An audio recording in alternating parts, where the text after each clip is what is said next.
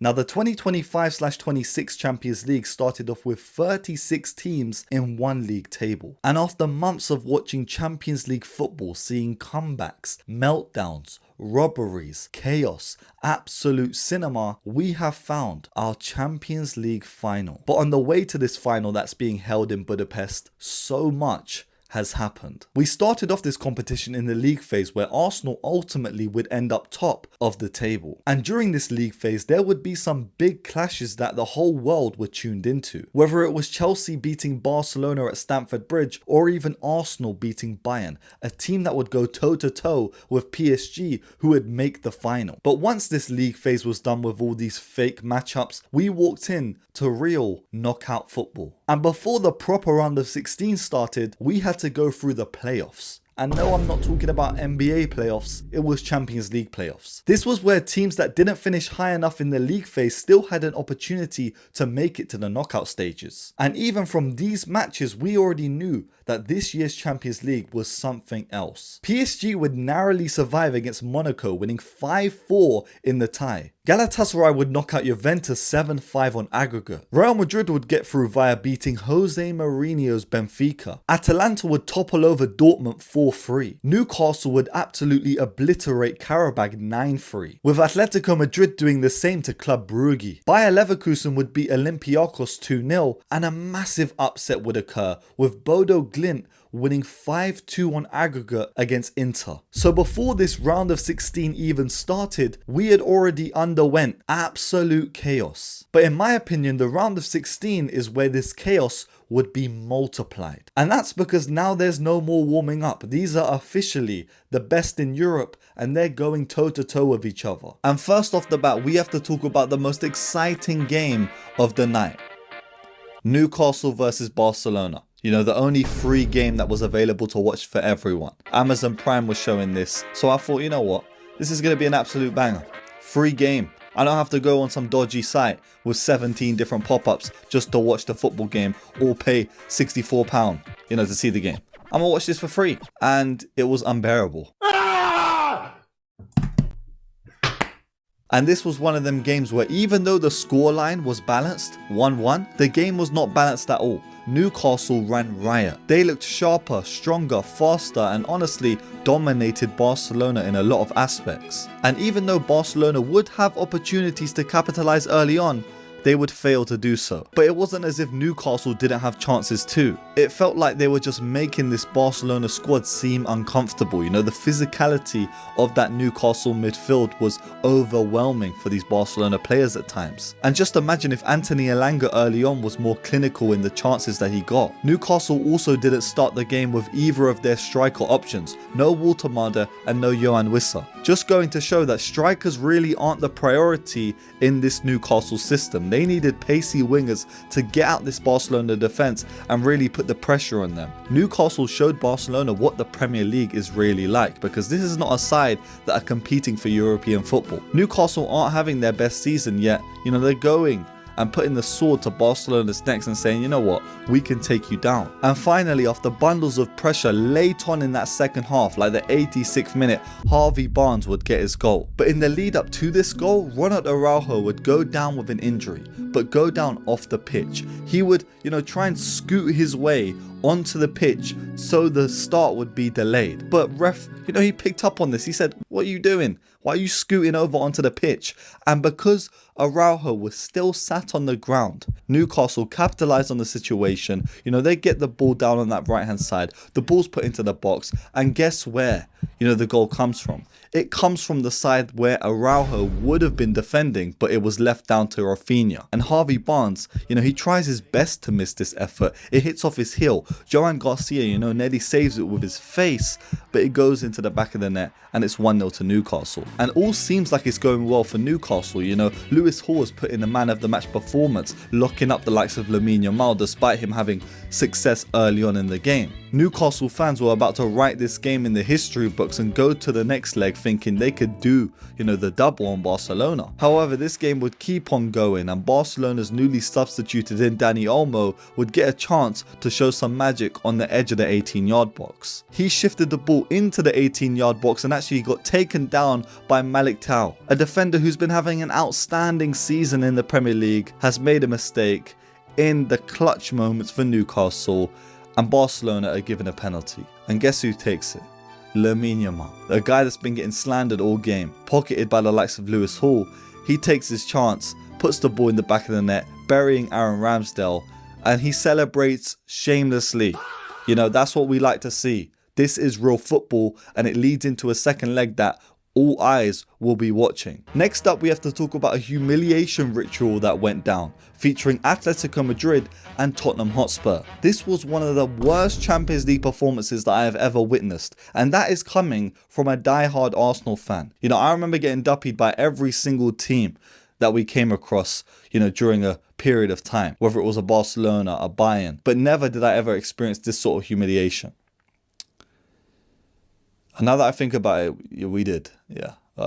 Spurs in this game fully collapsed, and I'm not just talking about metaphorically, I'm talking about literally. Goalkeeper collapsing, Van der Ven collapsing. I don't know what their boots were made out of when going into this game. Are you wearing AstroTurf boots on a grass pitch? It doesn't make sense. Within like 6 minutes, the Tottenham goalkeeper Kinski slips, and the opportunity is given to an Atletico Madrid player, and eventually Marcus Llorente puts the ball in the back of the net. And Kinski, he's not Tottenham's regular goalkeeper. We all know Vicario, he's not really that good either. But newly appointed Igor Tudor, Tottenham Hotspur's manager, would just throw in Kinski into a round of 16 draw against Atletico Madrid.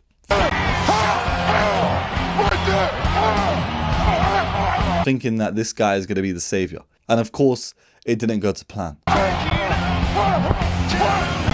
Slipping within 6 minutes and showing shades of a prime XQC at the Sidemen charity match. And then again, just like 10 minutes later, another slip at the back. It's Van der Ven this time, and Atletico Madrid capitalise again.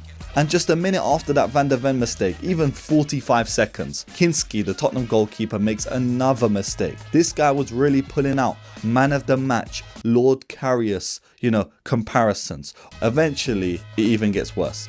This guy gets subbed off. Like after this goal went in, Igor Tudor said, back to basics. Vicario getting goal. And you can't help but feel bad for this guy. This is a young goalkeeper being thrown in at a stage that he wasn't really ready for, and then being hooked before half time. It's a humiliation ritual not only for the squad but also for him as an individual, and this might be something that affects his career in the long run. But I do want to know, did he get bribed before this game? Or did he have a head concussion or something? When the finer details are lined out and we find a bit more about this investigation, because I feel like he got a bribe. A shady character gave him a bribe before the game, because there is no way. And by 20 minutes in, it would get even worse, because Vicario couldn't help but, add to the misery. Even though he does stop the opportunity, it goes in via, the goal line. We know.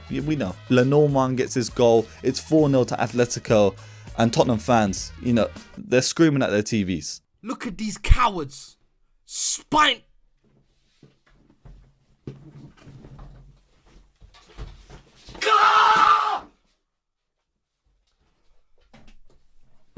Yo. First and last. We're done. What the f? But by the 25th minute, Pedro Porro reinstills some hope. Let's go again. Let's go again. Tottenham fans, grew up in Tottenham. Let's go. Pedro Porro. It was false hope. This is like when you just give the controller to your older brother and say, please, just get me a goal, give me the pad back, and I'll take it from there. And then in the 54th minute, the best goal in the game, in my opinion, comes from a Tottenham corner. They are setting up this corner. Everyone is in the box, and they go short. And then they go short again, and then they whip the ball into the box. Eventually, it's cleared out. The ball's cleared. Griezmann, first touch, first time. Brilliant bit of play. Gives it on a lovely plate to Julian Alvarez, and he's in a straight race with the Tottenham backline. And he wins that race and slots it into the far left corner of the goal, making it 5-1. The finish is beautiful, but the assist by Griezmann, he just gets better and better as the years go on. Look at that quality right there. You know, he doesn't get talked about enough, but I'm talking about him right now. In the 75th minute, Spurs would still be in it. You know, Solanke gets his goal via an Oblak mistake this time, but it was all too late. And at this point for Tottenham fans, when do you just call it a day? You know, this is a club that are struggling to even stay up in the Premier League. They've brought in a manager that has no Premier League experience. They're in the Champions League fighting for their life for no reason. You know, that second leg next week, do you even go out there and field an 11? Or do you just start the youngsters and focus on the Premier League? Do you sack Igor Tudor and bring in a Premier League proven manager that can get you up the table and get you out of this zone? Because let's be real, there's like 9 games left of the Premier League season. There is a manager out there that is more than capable of saving this Spurs squad.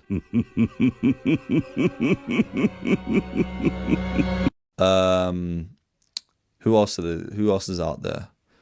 Maybe there isn't many options. And from one humiliation ritual to another, this time we go to Atalanta. They faced off against Bayern Munich and lost 6-1. Bayern Munich were horrifyingly good, because this game didn't just look like a big win. It looked like a team announcing their name on the big stage. You know, round of 16, Bayern Munich are back. They're coming like this is the 2020 season and they still got prime Lewandowski and Hansi Flick. But this is not 2020 anymore. It is 2026 and Bayern Munich are killing teams away from home. From the off in this game, Bayern Munich just seized control. You may not have the ball, Atalanta. It doesn't matter if we're at your stadium.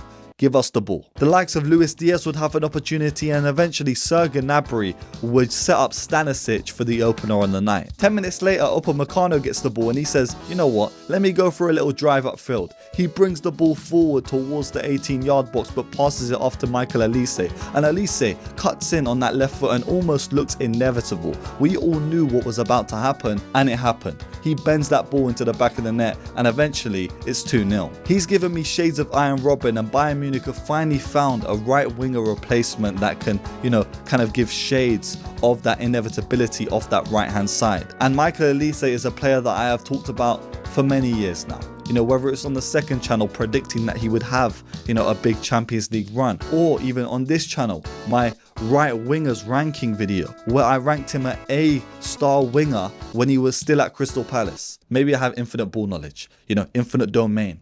Jujutsu Kaisen style. And then just a couple minutes later from the goal kick, Olise gives the ball to Gnabry and Gnabry finishes. And let's just talk about Gnabry, because he's going very under the radar in this Bayern Munich squad, pivoting from a winger into a central attacking midfielder. He has played really well this season, and I'm kind of upset because I've recorded, you know, a central attacking midfielder video and I didn't include Gnabry. But I feel like he does deserve some sort of praise, because he's been able to upkeep with this Bayern Munich squad that is ever changing, with an attacking front line built with 3 different guys that weren't there 2 years ago or 3 years ago. He's been a guy that's been there since the 2020 squad with Hansi Flick, and has stayed in this squad and still found a role. And I swear, after 3-0, Bayern Munich just had so many opportunities. This game could have been 15-0. It was incredible, whether it was Luis Diaz getting the ball or Nicholas Jackson with multiple opportunities to score. Just imagine if Harry Kane was on the pitch. But in the second half, Nicholas Jackson would finally get his goal via a little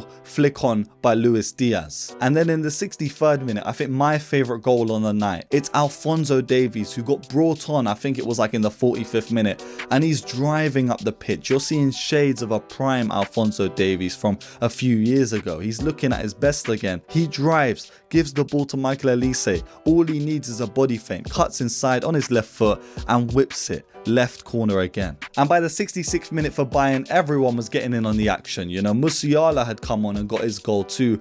I think it was via Olise who crossed the ball in. And despite Atalanta ruining the clean sheet for this Bayern defense, they were solid. You know, they would win the game 6-1, and they wouldn't even have to call upon a Harry Kane or a Lennart Karl, who have been so good for them this season. And I think honestly, Bayern Munich looks so ruthless in this game, and that's what made me kind of stand up and say, oh, this is a serious team. You know, this is not the same team that Arsenal beat, in the Champions League phase. They look totally different. Their dynamic seems to have changed. They've upped the pace a little bit more. They've become more aggressive on the press. And it just goes to show that anything can happen in this Champions League. And the final game of the day and the last humiliation ritual that we have to talk about is Galatasaray beating Liverpool 1-0. Now, this wasn't really a surprise for me because Galatasaray already beat Liverpool earlier on in the Champions League stages, and it was a similar game to that. I think in that game Osimhen would get the only goal via a penalty, but there would be multiple opportunities in that game, and Osimhen fluffed his lines multiple times in that game. And in this game, he did the exact same thing. He's one of the most chaotic strikers in football, but his lack of just finishing the ball in the back of the net is why I can't put him up there as a world-class striker, even though he's brilliant. He causes so many problems, and even for Galatasaray's goal in the game, it's his header on that allows the header to go in, because it's Mario Lemina who finishes off this opportunity that Osimhen gets from the cross. But even before this 7th minute goal by Galatasaray,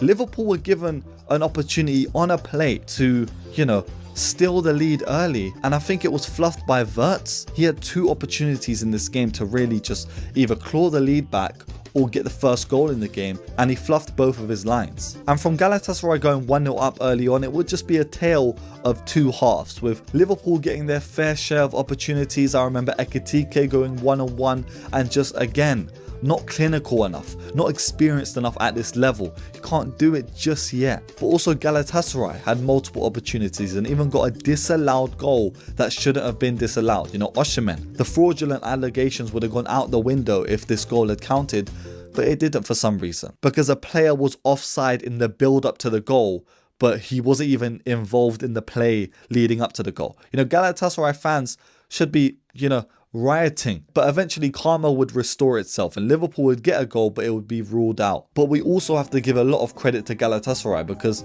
they make it so difficult for a team to come to their home and try and get something from a game. And of course, going into that second leg against Liverpool, they're going to look at it and say, if we just park the bus and maybe get an opportunity on the counter-attack, we can do this Liverpool team over. But essentially my thoughts from the first 4 fixtures of the round of 16 are that humiliation rituals are real, and these games were so exciting to say the least, and I picked the worst one to watch live. I had to go back and watch the rest back. Now we start off in Spain, where Real Madrid took on Manchester City, and for the first few minutes of the game, football fans were thinking, Manchester City were dominating possession. This is going to be another one of these Manchester City away days. But Real Madrid, Arbeloa and particularly Valverde had other ideas, because it didn't even matter if Manchester City had the ball at times. Real Madrid were going to be direct.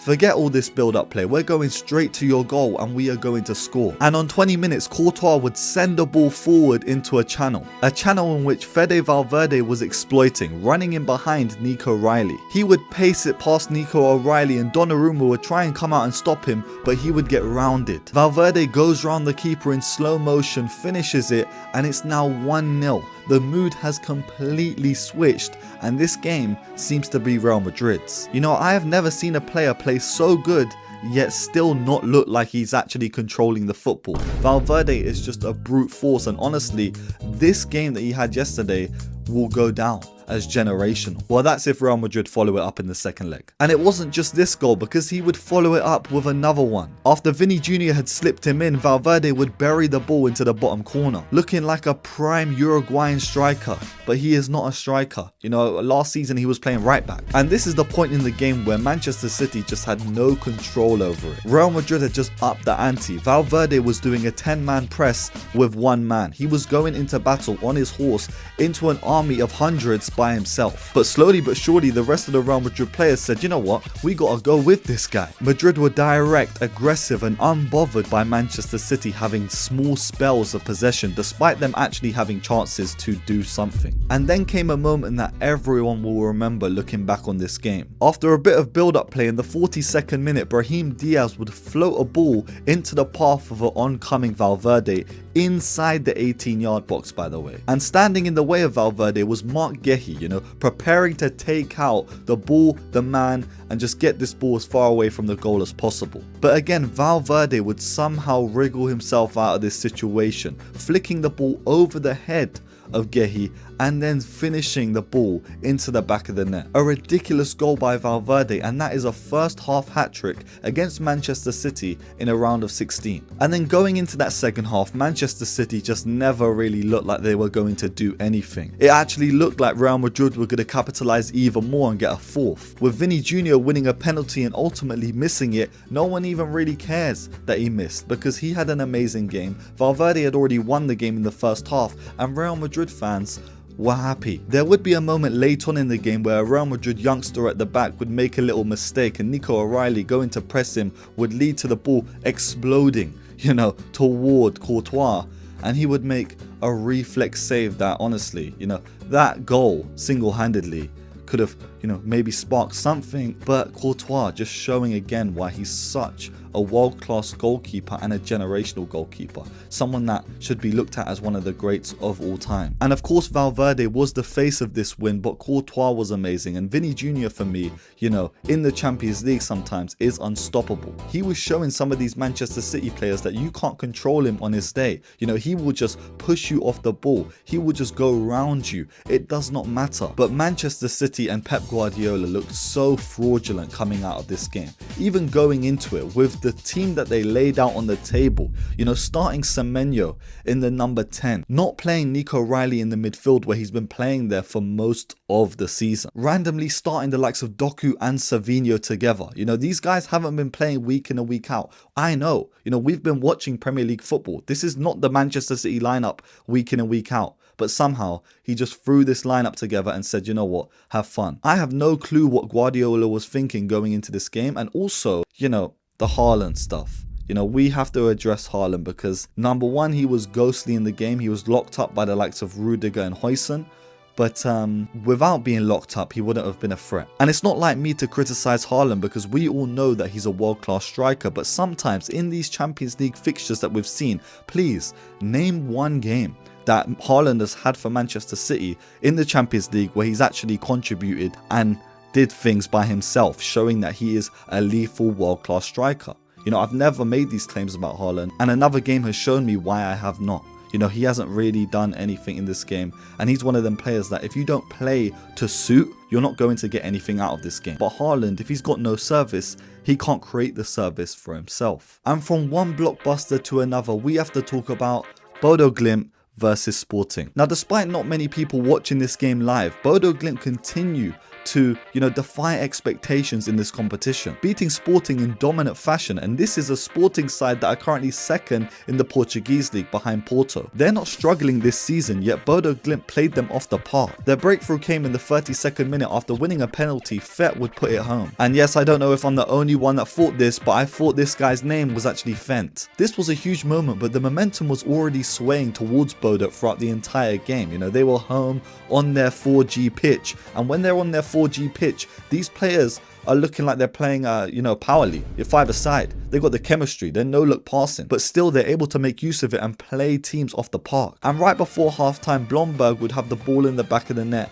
and they would go into halftime 2-0 up. And despite Sporting having chances in that second half, Bodo would still be relentless and say, you know what, we're not even done. And with their third goal going in the 70th minute, this tie looks like it's wrapped up. And for me, one of my favourite parts of this Bodo Glimt side has to be Jens Petter Haug. Even though he didn't score in this game, he number one contributed, but he's just always a threat when he's on the ball and even the runs that he makes off it. Bodo would have 5 big chances compared to Sporting's 0, and again, it looks like this tie is completely done. Just imagine if this Bodo side make it even further into this competition. Who knows what they can achieve. Now, next up we go into a fixture that I actually had to watch back. Yes, I had to pay for Discovery Plus just to watch this game back. Please, like the video now. And of course, I'm talking about PSG versus Chelsea, a rematch of the Club World Cup final, and a game that was much anticipated because we all saw it and I even made a video about it. Chelsea played PSG off the park in the Club World Cup final. The likes of João Pedro, Cole Palmer just dispatching these PSG players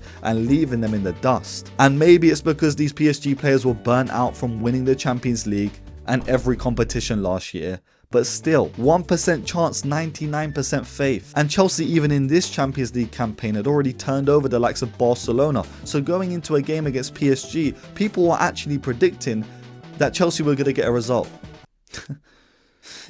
And you know what? I'll put my hands up and say this. Chelsea did okay. This game was absolutely chaotic. With PSG starting brightly, it would actually be Bradley Barcola that broke the deadlock and also broke his goal drought. But Chelsea did not falter because PSG, they like to commit a lot of players forward. So of course, on the transition, they can be caught out. And with Chelsea having a lot of pacey players that can exploit these areas, they did so. With Enzo Fernandez finding Malo Gusto and him putting the ball into the back of the net. But you know what? What's going on with the PSG keeper? That is not the best save, and this was definitely a stoppable shot. I don't even think Malo Gusto hit this properly. But the real question is, why is Malo Gusto in this much space? You know, throughout this entire game, I was just questioning PSG's defense. You know, they come up against another side that are a bit more ruthless, like themselves. If they played themselves, they would get destroyed.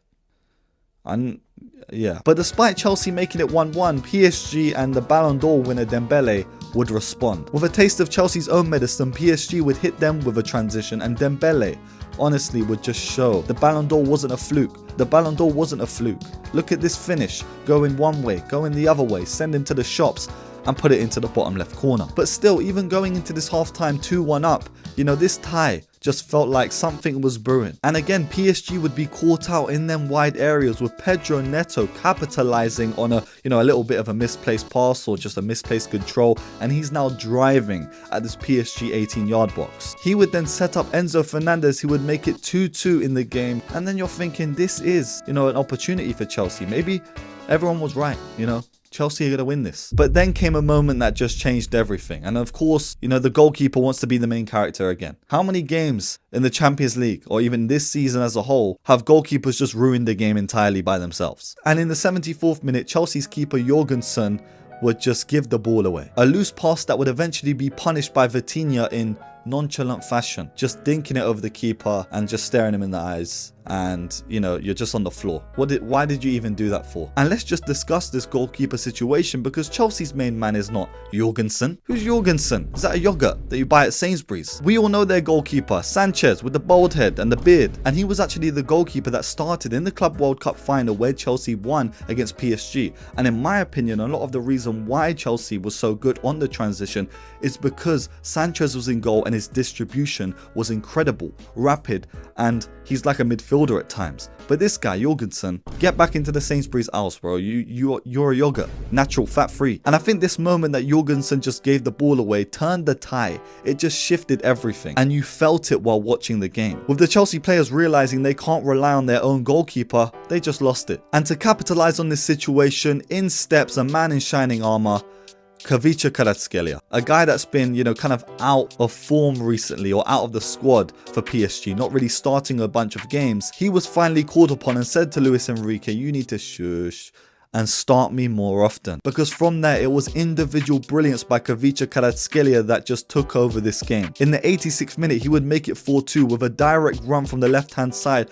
cutting in and whipping it into that top right corner. And then to push this lead even further into stoppage time, he would get another goal after the ball was cut across the box. Just a few minutes and PSG had just taken Chelsea completely out of this tie, because I don't think a lot of us think that Chelsea have what it takes to really do anything, even at Stamford Bridge. Do you really think PSG are not going to score at Stamford Bridge? Let's be honest. But all in all, as a Chelsea fan and a Liam Rosenior fan, you can take some positives, and it was very back and forth, a chaotic game that could have gone either way, but due to individual mistakes and also individual brilliance, that's where you got a tie that ended 5-2. And lastly, we got to briefly talk about probably the worst game of all of the round of 16s so far. Bayer Leverkusen versus Arsenal. And am I happy to say that this was the most boring game of all of the round of 16s as an Arsenal fan?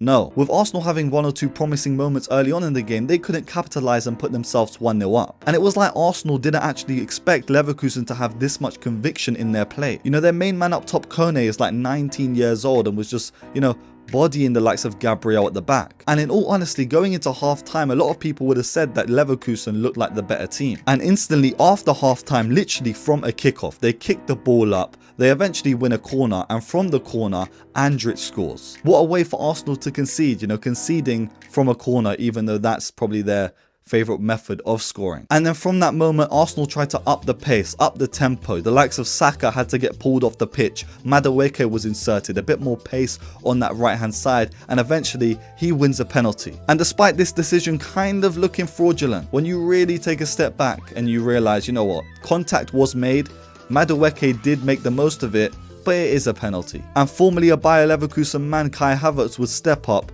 put the ball in the back of the net and make it 1-1. Coming out of this game, there are some questions to be asked of not only Arsenal but also the Premier League sides. Arsenal did look shaky, having to take off a star man Saka in a game like this, taking him off at like the 59th minute is insane, especially because just a season ago you wouldn't think that this would be the case. And of course we're going to start off with a game that symbolised so much more. With Manchester City playing Real Madrid after already being 3-0 down on aggregate, there was somehow still belief, quotes murmuring about that Manchester City were going to pull off the remontada. And to be fair, even though the remontada didn't happen, Manchester City did put up a fight. Manchester City put the pedal on the gas and started going at this Real Madrid side, but they just didn't have the cherry on top, the finishing touch, the goal, the breakthrough. And despite Manchester City playing so well, they couldn't get the first goal in the game. And in these comeback remontada ties, the first goal matters quite a lot. And then came the moment that pretty much ripped the hopes and dreams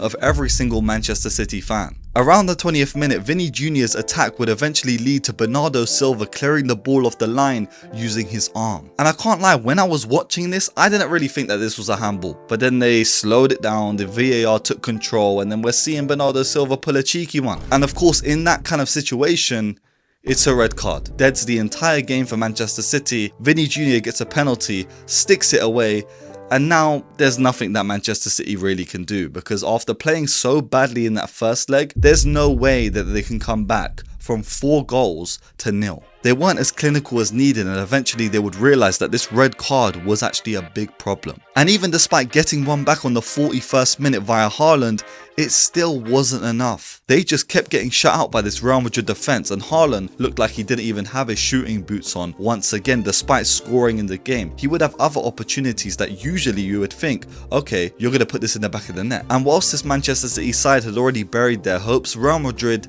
had just finished them off right at the last minute in the game. And with Vini Jr. scoring a last minute winner via a Tchouaméni first time cross, they will see themselves probably play Bayern Munich in the next round of the Champions League, and Manchester City have completely crashed out. This might be their worst week in football for a while. They've crashed out of the title race, it seems like. They've crashed out of the Champions League. They have a Carabao Cup final against Arsenal that going into it, they are looking like they're going to get smoked. And I know there are some things to take from this game for Manchester City, like Doku was very positive. Cherki was positive. Bernardo Silva, this brother is tired. He's tired.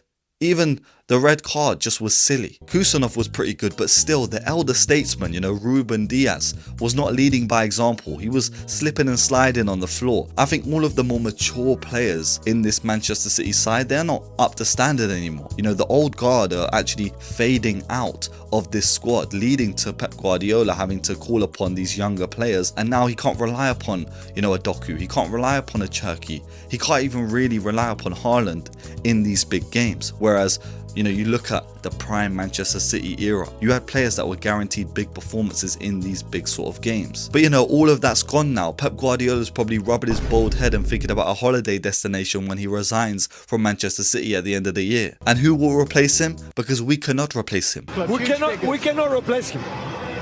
We cannot. And I think in recent years it's just shown, with multiple losses to a Real Madrid side that has been going through turmoil themselves. Time and time again, it just seems like they're just being out individual brillianced. Because Vini Jr. was great in this game, scoring a couple goals. But when you look at the misses that he had in the game too, he could have scored 4 goals. So yeah, Real Madrid are through to the next round, 5-1 on aggregate.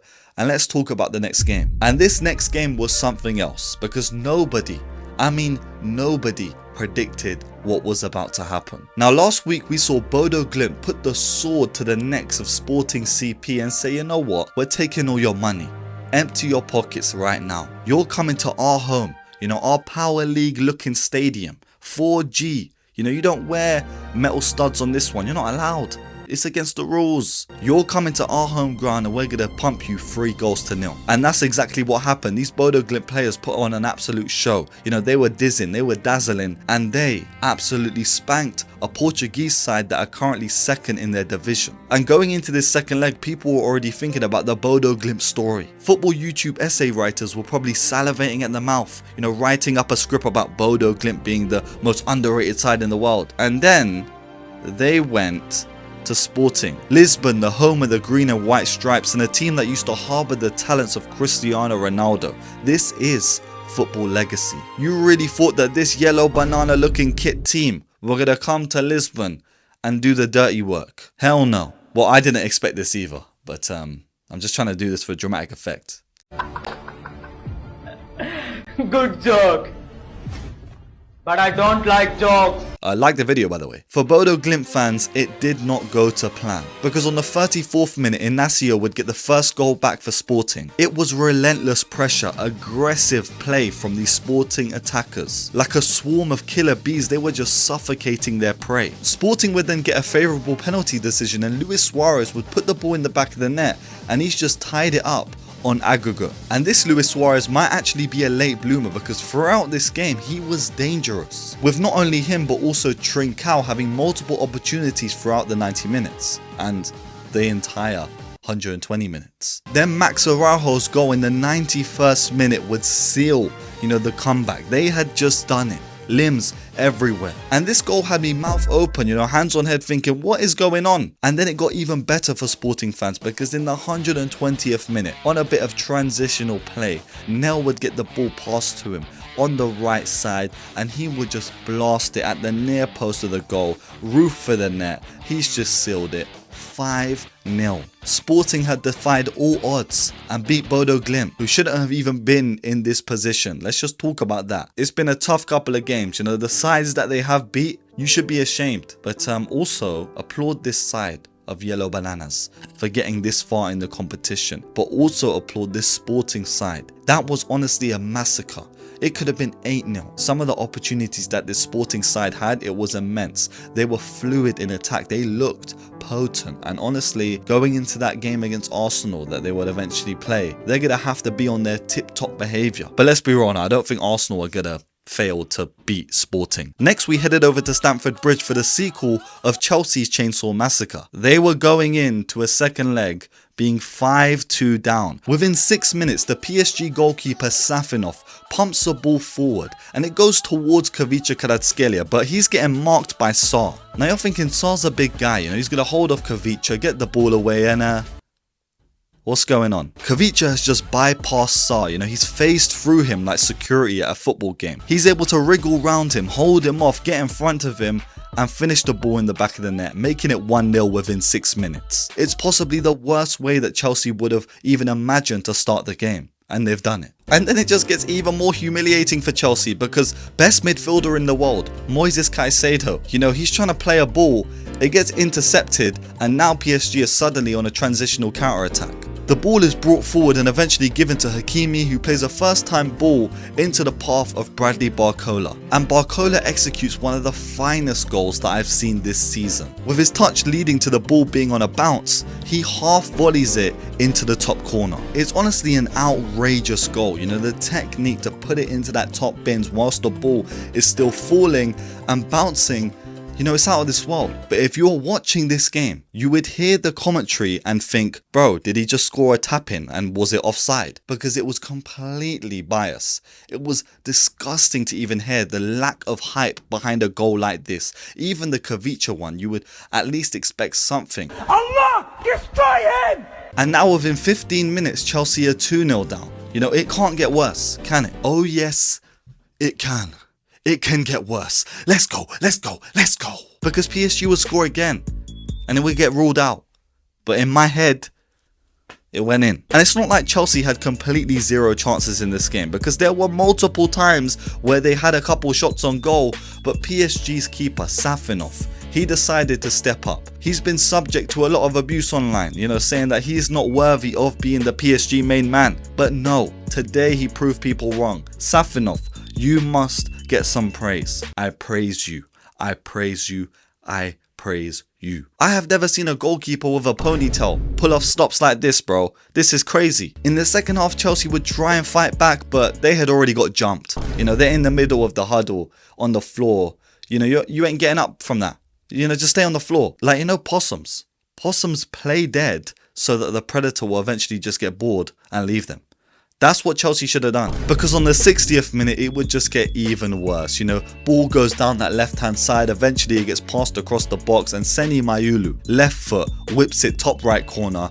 And honestly, no one even reacted. Commentators not reacting. The PSG players aren't reacting. Mayulu's overjoyed. But throughout the entire game, by the way, you're hearing just a whistle.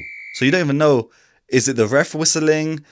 Did this goal count? It went on through the entire game. It was so annoying. I had to just mute the stream. But yeah, 3-0. You know, and as a lot of Arsenal fans would know, 8-2. You know, I would 8-2 be a Chelsea fan. And PSG will eventually face the winner of Galatasaray and Liverpool. And if they play like they did against Chelsea, I'm sure that they can hand any of them teams a disasterdly, you know, defeat. Finally, we get into my favourite game of the night, Arsenal versus Bayer Leverkusen, which ended 2-0. And going into this game, a lot of people had doubts because Arsenal would go to Germany and draw 1-1. With a performance that lacked that aggressive, you know, lethal ability to just finish off a team. Arsenal showed that they did have a couple weaknesses, but bringing it back to home, you know, you're bringing it back to the Emirates.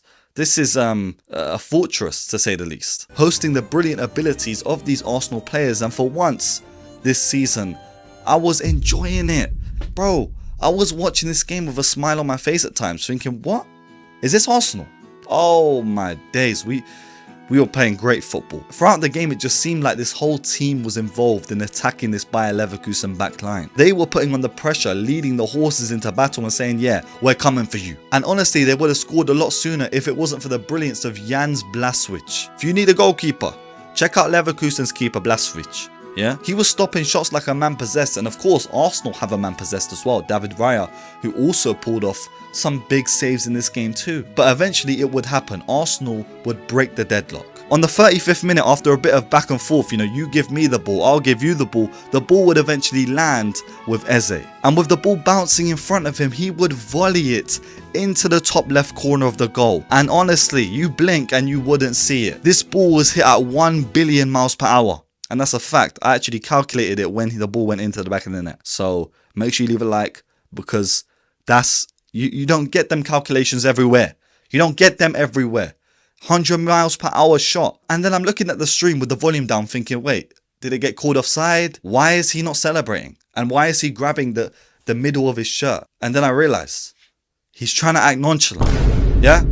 How can you act nonchalant? You're not even grabbing the right thing. You know, I love you, Eberici Eze, but this one, you got to go to you have to look down before you do that sort of stuff. You know, you lost all aura with that. And Trossard would look at that and say, nah, let me get mine. You know, he would try a shot, it would not go in, and he would look tired as always. But eventually, in that second half, Arsenal would get their second, and it would be Declan Rice, a man that was honestly playing like, you know, this guy he can be the best midfielder in the world at some occasions. And in this game, he was showing it. He was up and down that pitch. And eventually, 62nd minute, he gets the ball, touches it, you know, after it's coming down in the air. And then he just whips it into that bottom right corner. He was amazing. This Arsenal squad was amazing. Isn't it funny how nobody is really talking about Gyökeres no more? As he once was a flop. You know, even I was saying it. Oh, is Gyökeres the real deal? Can he live up to expectations? Now, no one's really questioning it. He's put in a great performance yesterday with build-up play, link-up. And, you know, he's getting into the channels a lot more. Havertz had a cameo and he was great. I think all the Arsenal squad in this game were just immense, and I think it was a more free-flowing style of football that we hadn't seen in a while as Arsenal fans, and especially as someone that watches us week in and week out every single game that I can. And first off, we have to head over to Spain, because this was one of those games where you had to be locked in for the entire 90 minutes to really understand what was going on. A very harsh game for Newcastle, because it was two sides with two very different stories, with Barcelona and specifically Rafinha capitalizing on Newcastle mistakes early on in the game. But but Newcastle seemed to never back down. They were coming like a honey badger in this game, and the main guy that was representing Newcastle, Anthony Elanga. On the 15th minute, Anthony Elanga would tie up the game, and you're thinking, okay, this is not going to be an easy one for Barcelona. Coming into this game, it was 1-1 on aggregate, but the general consensus from football fans is that when Newcastle go over to, Barcelona and they have to face them at their home, yeah, it's a long day. I can't lie, they're not coming out unscathed. But Anthony Elanga had just sparked some hope into Newcastle fans, and they were ready for a historic night. But then just 2 minutes later, it's a set piece, a ball across the box, and it's Bernal who taps it home. Now it's 2-1. But Newcastle weren't going away. They were like a bad rash. Yamal tries a little back heel. I think it's Lewis Hall that picks up on the ball, gives it onto the left hand side. The ball gets put across the box, and again, Anthony Elanga. In a game against Barcelona, he's turning up where it really matters. That goal makes it 3-3, and again, Newcastle fans are back. And with Barcelona missing a few big chances after that, Newcastle were gasping for air. Bring me to that, the changing rooms, bro. Please, give me a half time. I need a little pick me up. Give me a Red Bull. But in stoppage time of that first half, Lamine Yamal outside the football into that right channel. The ball gets put across the box, and Rafinha looks like he's about to tap it in, but no. Kieran Trippier, you ain't going nowhere. Come here. He doesn't even do this subtly. It's obvious. It's a penalty. Rafinha gives it to Lamine Yamal. Lamine Yamal puts it into the back of the net, and the momentum is switched. Newcastle now will go into a second half in a completely different mindset, with Barcelona actually having more hope. And I don't know what Hansi Flick said to these Barcelona players at half time. He must have been like, are you not entertained? On some Gladiator Maximus, stand up speech, getting his troops ready to come out into that second half. He must have been sweating, spitting at players. Like, this was crazy, because they came out and then they ran the show. Just 5 minutes from the restart, Newcastle got sliced open, and Fermin Lopez would get an opportunity and put it in the back of the net. And then from there, it just became a training drill. This was the most pure football that I have watched this season. Every attack that Barcelona were executing looked like it would, break through Newcastle. They completely put sword to throat in this situation. They were deadly, with masked Lewandowski scoring not one, but 2 goals. One came via a header from a corner, then the other was a beautiful 1v1 finish where he, feinted the goalkeeper, sent him, and then put it into that bottom left corner. But the assist for the goal was brilliant too, with Lamine Yamal picking up the ball from deep, driving at a defender,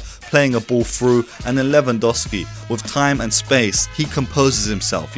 In these situations, you're saying Lewandowski is more than likely going to finish it, especially if he missed earlier opportunities in the game, and he does so. And to top it off, in the 70th minute, Newcastle can't contain themselves. They want to get in on the action too, so they give the ball to the Barcelona players. Rafinha receives it, puts it into that corner, and it's now 8-3 on aggregate. A dominant performance that they will look to replicate when coming up against Atletico Madrid in the quarterfinals. And it's Atletico's game that we need to talk about next, because Tottenham, you know what? Let's put our hands up and say this.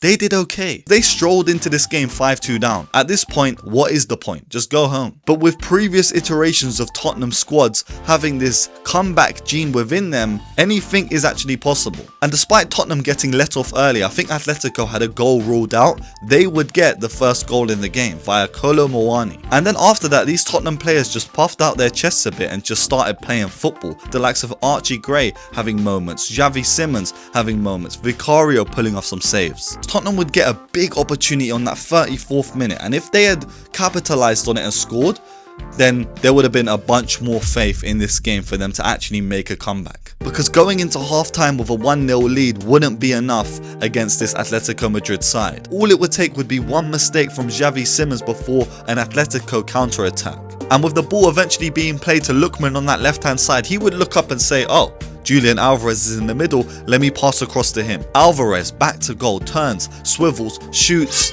top corner. Destroy him!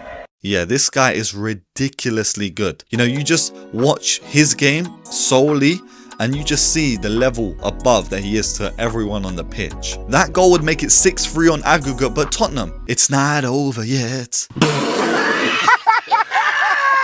because Xavi Simons answers back just a few minutes later. A brilliant goal whipped into that far right corner has just sparked some belief in the Spurs fan base. And they continue to charge at this Atletico Madrid side, with Pedro Porro having opportunities saved by the Atletico Madrid goalkeeper. Another goalkeeper, by the way, pulling out some amazing stops. I forgot his name. On the 68th minute, the ball would be played down the left hand side to Julian Alvarez, and honestly, again, I just had to speak about this moment because he's taking on, you know, Tottenham's entire defense. He's about to walk it into the back of the net and just about, you know, doesn't pick the right little angle to shoot at Vicario. It doesn't go in, but again, Julian Alvarez just a planet above everyone else. He's just in a different stratosphere. And then he's involved again with his corner leading to Atletico's second on the night. It's now 7-4 in aggregate, but still, these Tottenham players are showing fight. They would win a penalty late on with Xavi Simons putting the ball into the back of the net. And, you know, they were showing some passion, man. Tottenham, raise your heads high and continue in this manner for the rest of the season, and I guarantee you, you will stay up in the Premier League. It just seems like this might be the game that everything clicks. Igor Tudor finally getting his first win with this Tottenham side after, you know, a big result against Liverpool on the weekend. But of course, Tottenham are the only team that could win a game and still lose. You know what I mean? Like, they've won the game, but at what cost? You're not even going through. All the players are tired. Stamina bars are low. You got games to think about. You got relegation battles. So lock in ASAP. And from one English side to another, we have to talk about Liverpool that silenced the doubters, bringing a game that they were losing 1-0 back to Anfield and completely flipping the tie. And from the off, you could just tell that these Liverpool players didn't come to lose. Yeah, they chose violence. Inside 25 minutes, Liverpool get a corner and it's played to the edge of the box where Dominik Szoboszlai just places it into the corner of the goal. He's honestly been Liverpool's best player this season, and he stepped up in a big occasion once again. Wirtz would have an opportunity to double it 5 minutes later, but unfortunately he would miss. Then before half-time, Liverpool earned themselves a penalty via a Dominik Szoboszlai.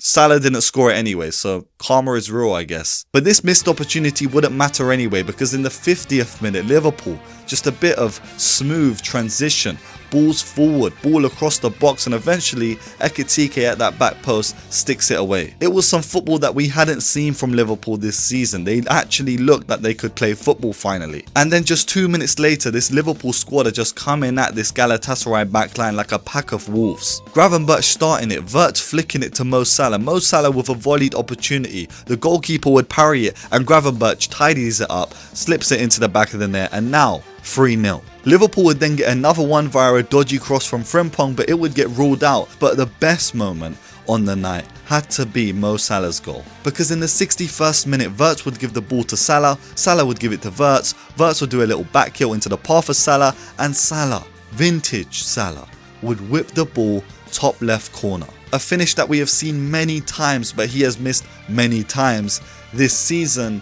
He's finally put it into the back of the net, and it's jubilation. And for Liverpool fans, this win could mean a lot. You know, this could be the turning point in the season where you finally start to pick up a bit of momentum, go on a little streak in the Premier League, and finally finishing them Champions League spots too. Finally, we have to talk about Bayern winning 4-1 against Atalanta. 10-2 on aggregate, by the way. What is there to talk about? What is there to talk about? Seriously, like, this game was over before it even started. Put down the controller. Forfeit the game. You know, in FIFA, yeah, when I'm losing on career mode and it gets past 5-0, I'll just pause the game and forfeit, because at least the score will be 3-0. F this, I'm sorry, there's no point. There's actually no point. I can't win. I played 3 games already, there's no point. That's what Atalanta should have done. Stay in the dressing rooms. Forfeit the game. Don't come out. Because of course Bayern Munich were going to do what Bayern do. Harry Kane would score the first on the night via a penalty that was actually retaken because the goalkeeper came off his line the first time. Then in like the 54th minute, you know, Bayern Munich are just playing with their food, playing it on that right hand side. Eventually the ball would fall to Harry Kane, and he's, you know, wriggled out of a situation looking like he's turned into Lionel Messi, turning a defender and eventually putting the ball in the back of the net. He's put the ball in the back of the net with like 4 Atalanta defenders standing around him. This guy is genuinely a Ballon d'Or contender if Bayern Munich win the Champions League this season. And that's a fact. and it wouldn't take long for Bayern to add another goal into their catalogue. With these Bayern players pressing, Atalanta would succumb to the press. Luis Diaz would eventually find, I think it's Carl on that right hand side, and he would slip it into the back of the net. Then in that 69th minute, Bayern Munich, a quick counter, a quick transition, they play the ball over the top. It's Luis Diaz in a 1v1 scenario, and he just finishes it. A lovely, a beautiful, a succulent dink over the goalkeeper in slow motion.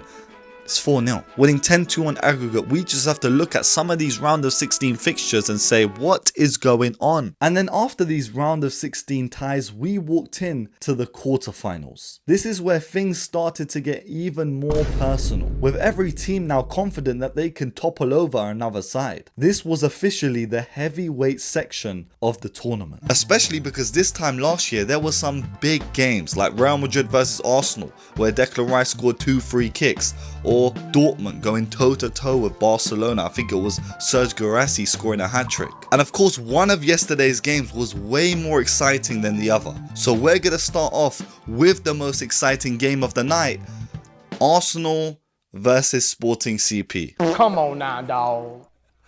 Come on, man. Sporting Lisbon, Lisboa, you know, let's just talk about the most exciting game, because that was the one that my stupid My Hero Academia t-shirt wearing self chose to watch. Now this game would be bad, and I mean bad, you know, like a bad haircut that you don't want to tell the barber that is actually bad, but you've just walked home, paid the money, and you're firming it for the next 3 months until your hair grows back. That's how bad this game was.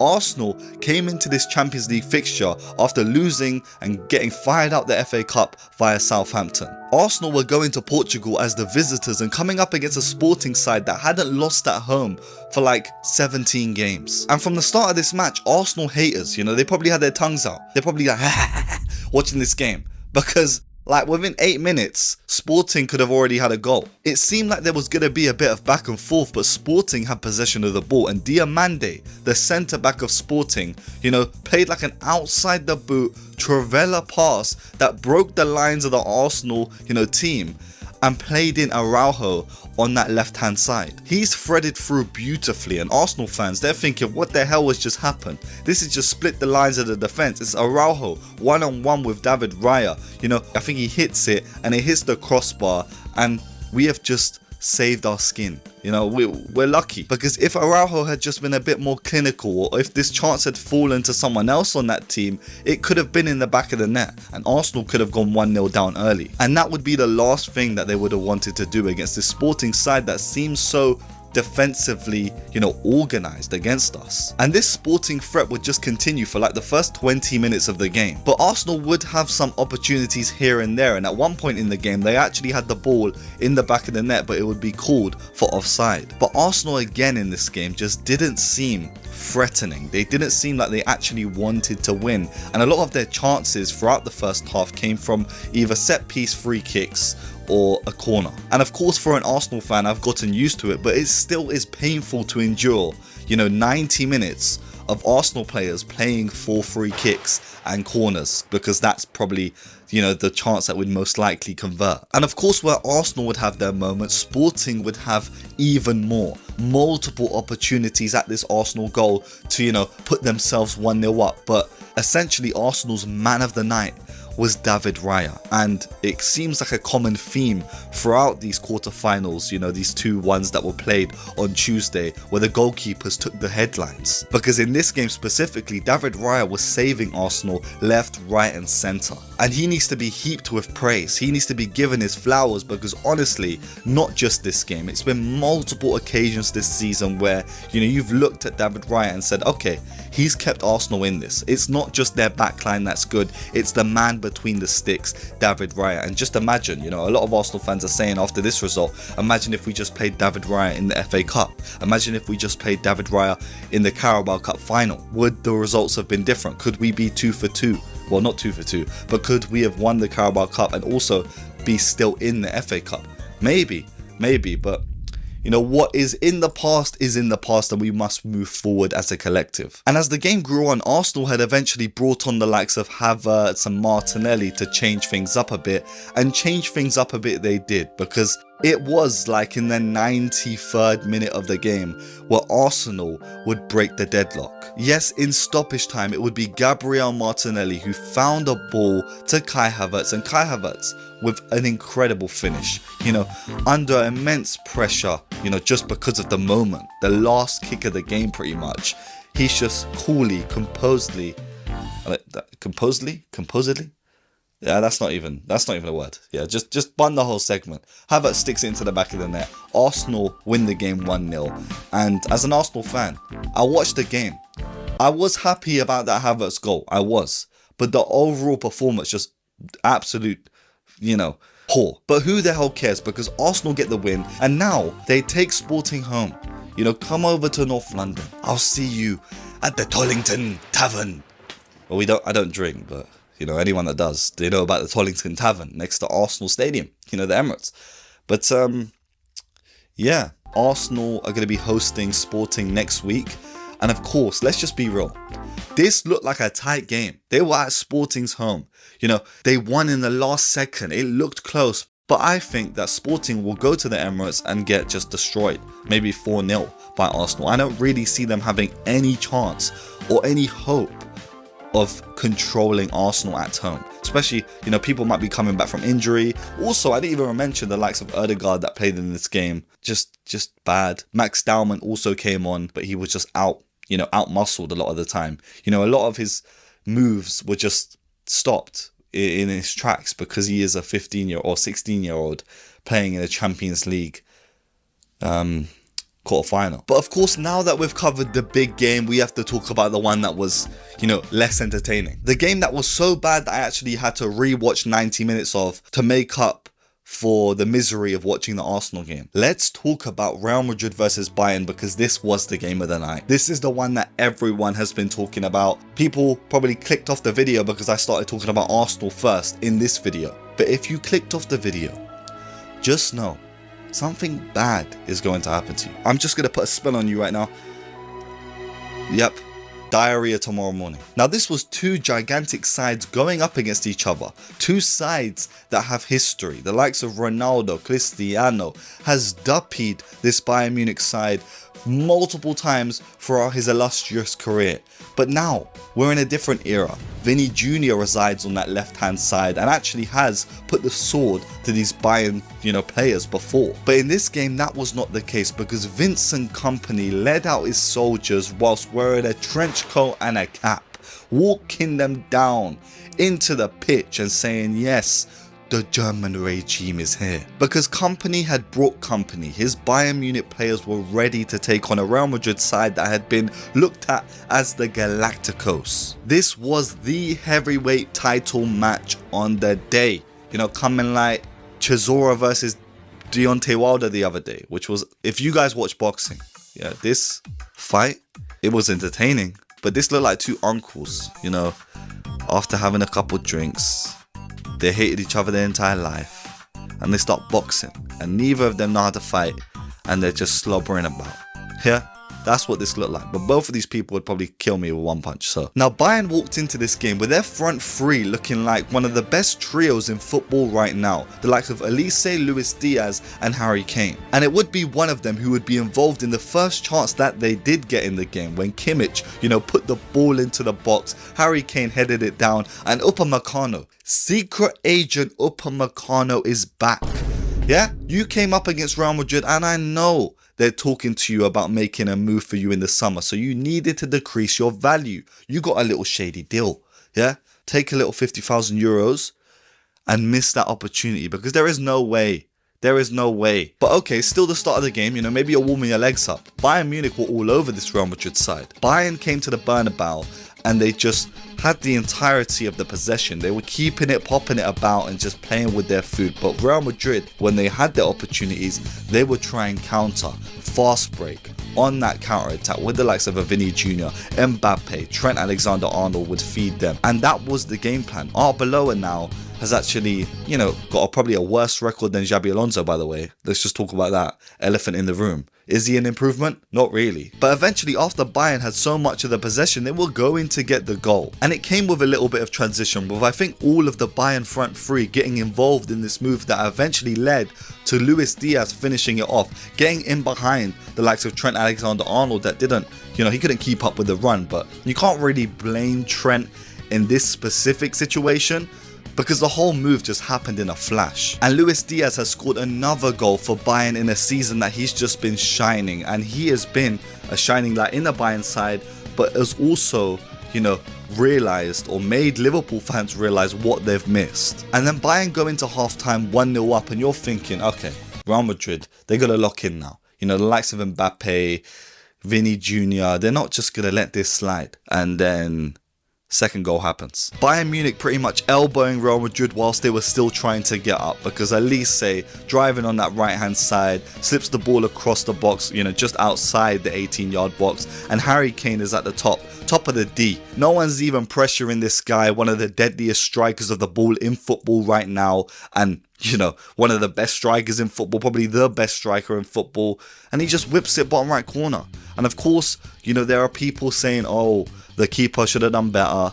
Who the hell cares if the keeper should have done better, bro? I get it, Courtois not in goal, but still, Harry Kane has just scored. Let's give him his moment, and that's a big moment for a Harry Kane, against Real Madrid. That goal would of course make it 2-0, and that would be Harry Kane's 49th goal of the season. When I was watching this back, and I heard the commentary say that, I had to just take my headphones out and say, what? But you know what, despite Bayern, still going up 2-0, it was never really over, because Real Madrid still had multiple upon multiple opportunities to put themselves ahead. But there was one guy that stopped all of this momentum. One guy that single-handedly kept Bayern Munich, in this game and held on to their lead. And that man is not a man, he's a robot. He's like the Terminator.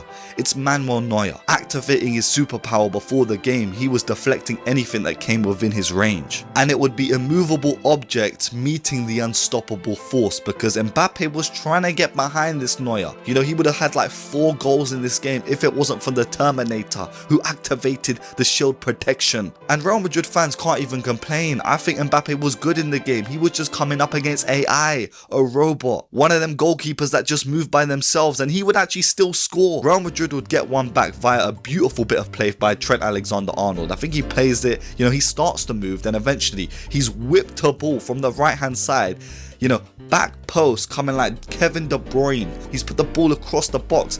Mbappe has got the leap on Upamecano. You're thinking this is just a tap-in. He shot the ball, Neuer saved it, and it's just about gone over the line before hitting the post, and he's tapped it out. It's a goal for Real Madrid, but still. Also in the game, Real Madrid would get another opportunity that I forgot to mention, where Vinny Jr. would be broken through, after Upamecano's missed touch again, the shady deal. I'm telling you, this guy took a bribe before the game, because there is no way. You could have scored a goal for Bayern and said no, and you also decided, you know what, let me just allow Vinny Jr. to get in behind me. And Vinny Jr. is one-on-one with the goalkeeper. He's breezing past. He's not going straight. For some reason, he's took it to the right-hand side, and still, Neuer has stopped the ball. And he stopped Vinny Jr., he stopped Mbappe, he stopped everyone. But of course, I think you guys are waiting. I think you guys are just sitting down, watching this video, waiting. Jip hasn't mentioned Michael Olise. Yes, he was probably the best player on the pitch. Of course, you can talk about Neuer and his goalkeeping ability. I don't care about no goalkeeper. Yeah, 40 years old, by the way. 40 years old, and he put up that performance against Real Madrid. Okay, forget about this. It's time to talk about Olise, because he was controlling, dictating every single move on that right-hand side. Carreras. I haven't even mentioned Carreras, who was at fault for both of the goals. Michael Olise gave Carreras the Ronaldinho to Sergio Ramos back in 2005 or 6, because he was running wild on this brother. Carreras could not keep up. It was him, and also I think Arda Güler trying to get a lick off Olise, but no, Olise just had the touch, just had the flair, and honestly, he looks like he walks on water, gliding past players, weaving in and out, and in my opinion, he is up there as one of the best right wingers in football. He could be the best right winger in football. If he wins a Champions League, he could have a chance at getting a Ballon d'Or. This guy is the one. Time and time again, throughout 90 minutes, you just see him take on a defender. He'll receive the ball and immediately turn, and he's at your defender. He's at the guy. and he wants to take you on, and he enjoys it, and he's passionate. And eventually in the game, he would have a massive shout for a penalty right at the end of the game, and it wouldn't be given. It was like every time he broke into the final third for Bayern, they were about to score, or he was about to do something crazy. You know, he would have like 2 chances in the game where he's cutting from that right hand side. You know, you're thinking, oh, is he gonna shoot? Is he gonna shoot? He's fainted, he's got the shot off, and nearly he had a free kick in the game. He missed that, but still, these fine margins, I know they need to be ironed out, and he needs to start converting these to just make him be the best. But that's a top performance from Elise, and it's one that will go down on his record book. It's one that people can refer to in next season or in the next round and say, okay, cool, this is the reason why Elise is world class, because of a performance like this at the Bernabeu, toying with the defense and also Real Madrid's team. It's amazing to see how his transition from Crystal Palace to Bayern Munich has gone so seamlessly, and it's like he's just not even really elevated his level. It's like he was just always this level, but now he's being unearthed as some sort of gem in football, and people are finally giving him the recognition that needs to be put upon his name. He had an amazing game with 62 touches. Obviously, he did get the assist for the Harry Kane goal, but it wasn't, you know, the best of assists. It was just him passing along to him. But still, I think Elise was the best player in the game, and yeah, I was not going to go this video without talking about him. But also, you have to heap praise on the likes of Gnabry as well. Gnabry has, you know, played in this number 10 role for Bayern this season, and he's just been amazing. And I guess Real Madrid will take that going into a second leg because they were able to eventually get a goal, but Bayern Munich probably could have had more goals. Real Madrid probably could have had more goals as well, and I really can't see, or I can't predict what is going to happen next week in the second leg when, you know, they go to the Allianz. But you guys let me know, what did you think of these games on the Tuesday in the Champions League? And of course, what did I miss? Now, you thought this was over, but we are still here. We are going to be talking about the Wednesday games now, and I thought, you know what, let's just put it all into one video, mainly because I randomly got ill, and I am currently ill, and you know, there was no way I'm gonna edit one video on a single day, put it out, and then the next video on a single day. So I had to combine them. You know, get well soon to myself. Who the hell cares? We have to talk about what happened last night in the Champions League. From one game being a tactical suffocation to the other being a walk in the park. And first off, let's talk about that walk in the park where PSG won 2-0 against Liverpool. Now, going into this game, I had zero expectations of Liverpool. But after seeing their starting lineup, the formation that they were about to deploy, the hope still went down. You know, it went from 0% hope to negative hope. And I think while watching this, the commentary actually said that the last time Liverpool played this exact formation was when they played Crystal Palace, and I think they lost the game. To go into a Champions League quarter-final with just a new tactic is criminal from Arne Slot. And I know on one side you could say if this worked out, then people would be praising him, but a risk like this, you know, this is a worse side than when Liverpool played PSG this time last year. And this would not be a game where Liverpool could, you know, strut their stuff and play good football. This was more of a survival method. You know, they were in a Bear Grylls documentary, Surviving the Wild, surviving PSG. You know, can you survive this team for 90 minutes?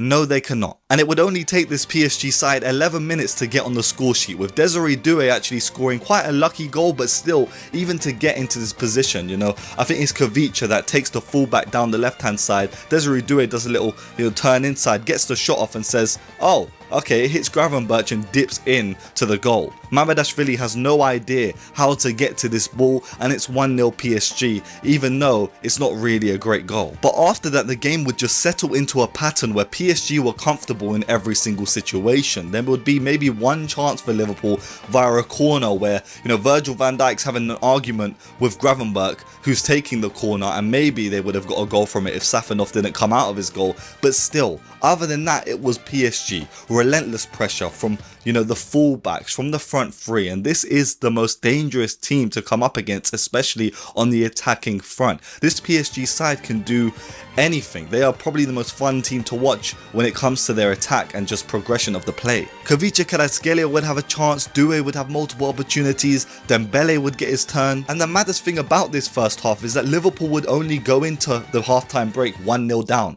despite, you know, it probably could have been 4-0. maybe even 5. And the main reason why Liverpool was still in this and still had a chance coming out into that second half is because of Mamardashvili. Despite him getting lobbed by that Doué shot, you know, other than that, he made some big stops. But in that second half, it would be his countryman, Khvicha Kvaratskhelia, who would finally break through and double the lead for PSG. With his goal on the 66th minute pretty much summing up this entire night for Liverpool fans, because what on earth was that defense? You know, it just looked like they were playing five-a-side football at that point. It's like the team had just given up, and Khvicha's just played through with one easy ball, and then he's just drifting past the likes of Kravenberg, and he's kept going, he's still running, he's run past and round the goalkeeper. There's guys that are on the line, Doué is jumping out of the way, and Khvicha's just slotted it home. It's a disgraceful display from this Liverpool defense, but a brilliant, composed finish in a situation like that, under pressure, to just take it past the goalkeeper and just walk it into the net practically. It's world class, and he's one of these wingers that needs to be spoken about in world class conversations. Starting 15 games this season, it's not been his, you know, best season for PSG, mainly because he was left out for a lot of the season by Luis Enrique, but getting re-injected into this PSG side and going on a run in the Champions League that we've been looking at and watching, we need to really appreciate this, because this could be a legendary generational run. Think about if he performs like this in the second leg, then in the next round, and makes it all the way to the final with this PSG side. Arguably, Khvicha has been PSG's best attacker, but you know, we can't just praise Khvicha. It's that entire team. They are relentless. They will not stop running, and they are a team that honestly have a lot of humility. You know, there is no real large ego in this side that is taking up all of the limelight, asking for the ball at all times. It's just a team display with everyone chipping in when they can, and I think that, you know, getting rid of Mbappe has been the biggest blessing to this PSG side. You know, when you really look at this squad, this is a PSG side that still has a Ballon d'Or winner within it that just won last year, yet still he doesn't play with the ego of someone that has just won the Ballon d'Or. Not selfish in any way. He doesn't mind receiving the ball, pressing a defense, giving it off to someone else, and taking a back seat. Even in a game like this where he had multiple opportunities to score, he's still seen, you know, gassed for his teammates when they score. And of course there were some controversial moments, like when Zaire Emery nearly got in via, I think it was a Doué pass into his path, and you know, Konate made a big stop, and that wasn't given as a penalty because, you know, VAR looked it over, Konate got the ball, it's a big tackle, and then late on in the game, Nuno Mendes has just burst down that left hand side, left Konate in the dust. Honestly, this brother turned him into a shadow this game. Nuno Mendes has driven into the box and Konate's given him a shove, but it's not given as a penalty, and that could have made it even worse for Liverpool. Imagine going 3-0 into a second leg. It wouldn't make sense, but still, PSG fans should be, you know, disgusted at a chance like that the ref has not seen. Somehow PSG have only won 2-0, and somehow Liverpool have survived PSG by only 2-0. I don't know whether it's a player's problem.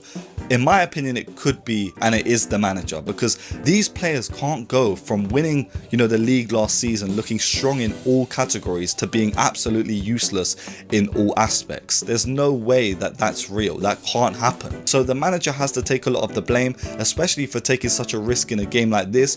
But again, they do have a chance to, you know, flip the tide next week, and I'm really looking forward to that game. It could be all out from Liverpool. Ekitike had an absolute stinker. A lot of these Liverpool players didn't play well. I think Wirtz did pretty well. He created multiple opportunities throughout the game, but all over the pitch, Liverpool looked lost. PSG, I can talk about this team for hours and hours, because every single person in every single position does their job, and they do it amazingly. From Safinov in goal to Pancho at the back to, you know, the two midfielders in the middle, the Joao Neves and Vitinha, them two looking like Xabi and Iniesta. It's honestly ridiculous, and these two need to go into the World Cup and show the world that they can play not only for club at that level, but also for country. The front three doesn't even need to be spoken about, the likes of Khvicha, Doué and Dembele. This was a game where PSG had 18 shots to Liverpool's 3. They would even have 74% of the possession. It was an all-out domination by this PSG side to a Liverpool side that last year won a Premier League. That's 11 goal contributions in 11 Champions League games for Khvicha Kvaratskhelia. And Liverpool have now lost the most games in a season since the 2014/15 campaign. Whilst this Liverpool side also failed to have a single shot on target throughout the entire 90 minutes. The first time that they've done that since 2020. 20. And now we go into the second game that was played on Wednesday, which was Barcelona versus Atletico. Barcelona hosting Atletico after just beating them at the Wanda at the weekend via a 2-0 win. They were looking to do it again against the Simeone side who were looking for vengeance. And for a lot of the 90 minutes, Barcelona did look like the better side. Instantly in the game, there would be multiple opportunities for these Barcelona players to put themselves 1-0 up. The likes of Rashford having, big, open opportunities to put the ball in the back of the net, but just not having the conviction in his shot. And maybe these chances, if they were given to the likes of Lewandowski in this situation and he was there in these positions instead of Rashford, they would have been up early. But no. And despite Rashford actually having the ball in the back of the net at one point, it wouldn't count because Yamal was offside in the build-up. Yamal, by the way, had, a brilliant display, but this is kind of his regular now. This is just the daily meal. You go for lunch and you get the same meal every single day. That's what Lamine Yamal is providing. He's providing standard 8s. I'm going to give you an 8. He had a tremendous display showing all aspects of a winger's performance, whether it's going on the outside of the defense, whether it's going on the inside, creating from central areas, taking the ball in wide areas, driving in. He was doing it all, and at one point it looked like it was 1 versus 11. But you have to give it to these Atletico players because despite all of the early pressure that they were conceded to, Musso in goal. Musso. Who is Musso? Honestly, Musso has come out of nowhere and he's just, become a top goalkeeper in football. I don't know where Oblak is. Is he injured? I don't know. Maybe he's past it, but Musso has come in and Musso has been solid. I've seen him multiple games this season where he's just been single-handedly one of the best Atletico players, where they could just rely on him to pick up, the ball from the air or just to make shot-stopping actions wherever Atletico need him. But after all of what I was saying and Barcelona putting the pressure on these Atletico Madrid players, there would be one moment that changed the entire game and led to the downfall of Barcelona in this fixture. In a moment where the ball was played in behind this high line that Barcelona present every single game, it would be Simeone running in behind and Kambasi trying to get back. He brings him down and he's given a red card. A red card after a bit of deliberation by this referee. He had to go to VAR and confirm it. And despite the challenge not happening in the penalty area, it would still be in a dangerous position. Kambasi had received a red and Barcelona were down to 10 men, but it would get even worse because Julian Alvarez would step up for this free kick, and we've seen it before and we will see it again throughout his career.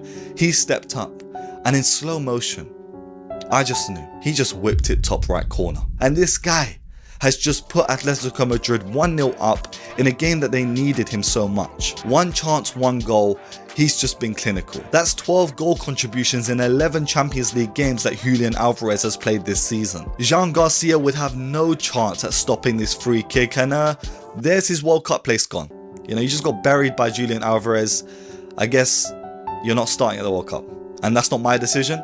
We just know they're going to use that as an excuse. Any excuse to play Unai Simon. But what I really liked about Barcelona is that even though they went down to 10 men, they still played with the exact same vigor as how they were playing throughout the entire 90 minutes from the start of the game. It was like, honestly, a man went off and they actually started playing better. A complete contrast to what we thought was about to happen. We thought, okay, they're just going to lose their attacking ability and Atletico Madrid are going to go for the throat. But no, Barcelona, they stepped it up. And despite Barcelona pumping up the pressure in that second half and having multiple opportunities, Yamal turning this game into 1 versus 11, there would be another lapse in concentration and Barcelona would concede another one. Koundé getting rinsed on that right hand side.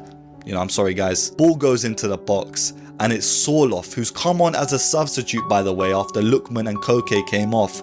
Sorloth was scored and there we go. It's 2-0. Atletico winning 2-0 against Barcelona at the Camp Nou to a Barcelona side that didn't even play badly. And you could see the desperation in the way that Barcelona were playing. They had to sacrifice the likes of Pedri at half-time for some reason, and it looked like it was literally just Yamal. He was trying to do everything. He was getting opportunities. He was going to take corners, taking them quickly and trying his best, but still, one man can't carry an entire team against a side that are so defensively solid. You could have have maybe done this against, a side that is not as good, but against Atletico Madrid, against a Simeone side that is so well drilled, a side that probably have vengeance in their heart, a side that has honestly become your rival in recent times, this was inevitable. And they go into a second leg where they're going to have to go to the Wanda, the Atletico Madrid home stadium, whatever they want to call it, Wanda Vision. They go in there, and I don't see Barcelona doing much. But on their day, anything is possible. We have seen it before and we might see it again. Barcelona in this game would finish it with 19 shots to Atletico's 3, just showing how clinical these Atletico Madrid players were in the game. They knew that they had a job to do. They came to the Camp Nou and they executed it like secret agents. And let me just also mention that that was Alvarez's 9th goal in the Champions League this season. That's the most that an Atletico Madrid player has ever got in their history in one Champions League campaign. And you can also talk about the controversial moment in the game where the ball's picked up from the goal kick and, taken. And it could have been a handball. It could have been called as a handball, but, me, I don't know why we would give that, but still, it is, come on, I don't know. Now, I can't even lie. I don't own earphones, wired earphones. But if I did own them, I would be wearing them right now. Because Barcelona are out of the Champions League, and as an Arsenal fan, that means that we will not be facing the wrath of Lamine Yamal. Yes, that is why I'm happy. I have to hold on to some sort of happiness because of the recent results. Bournemouth, Southampton. Let's just talk about Wolves when we lost 2-1 back in lockdown and Podence chipped the ball over David Luiz before putting it into the back of the net. I'm getting flashbacks. I'm trying to take any positive from any situation, and this is the positive that I'm taking. Now, the Champions League quarterfinals are back. We are here for round 2 of these games, and they were even better than I expected them to be. I was at the forefront of the screen. Sometimes I was even eyes touching the screen at points because it was just that entertaining. And of course, 2 blockbuster games happened, with one being a whole lot more entertaining than the other. Actually, they were both pretty entertaining. There's no bias in this video. Let me also take off these sunglasses. Now, going into these games, both Barcelona and Liverpool were down 2-0 to their opponents. And first off, we have to dive into that Atletico versus Barcelona game where they had to visit the Wanda. I don't even know Atletico Madrid's stadium name because that stadium, sometimes it's called this, sometimes it's called that. You might as well just call it the Simeone, especially after today's game because it was a Simeone masterclass. But let's not forget how Barcelona came out into this game. They came out firing, but before that there was a story unfolding online where, Barcelona fans were changing their profile photo to LeBron before he took on, the Golden State Warriors after being 3-1 down back a few years ago when I was still back in school. This was to symbolize the comeback that they were going to put down on Atletico Madrid, and also to back the likes of Lamine Yamal, who had changed his profile photo and also had spoken out in press conferences about what this comeback would mean to the club and also to him. He wasn't feeling the pressure. He was talking up the possibilities of a comeback and giving hope to Barcelona fans. And as someone that is, part-time Barcelona fan, this had me on my feet. I was thinking, okay, this was about to happen. There was a bit of fire rumbling in my belly. And that feeling just continued from the off in this game, with them absolutely going for the jugular and Lamine Yamal actually having a shot within the first 3 minutes. And eventually after this pressure, it would be a mistake by the Atletico back line, and specifically Longley, who would give the ball away, and Lamine Yamal would capitalize on the situation. And it's a brilliant finish through the legs of Musso in goal. Now, it was a great finish, but it was a poor mistake by Longley in this situation. Barcelona capitalized on it and it's 1-0. But Lamine Yamal in that situation, that high pressure scenario, he just backed his talk. That goal kind of was a relief to a lot of people that were going into this game with high expectations of Yamal, because after that goal he had just set the tone for what the rest of this game would be from him specifically. Barcelona kept squeezing this Atletico Madrid side, but there would be moments in this game where, on the counter attack, Atletico Madrid were just clinical. They were tidy with their one passing, 2-touch passing, and it was just fluid. The likes of Alvarez, Griezmann, Simeone and Ademola Lookman were elite in their respective roles. But these moments wouldn't be enough, and on the 24th minute, Barcelona would double the lead, and it would be Public enemy number 1. Ferran Torres, a guy that is one of the most inconsistently good players in Barcelona history. I cannot understand him.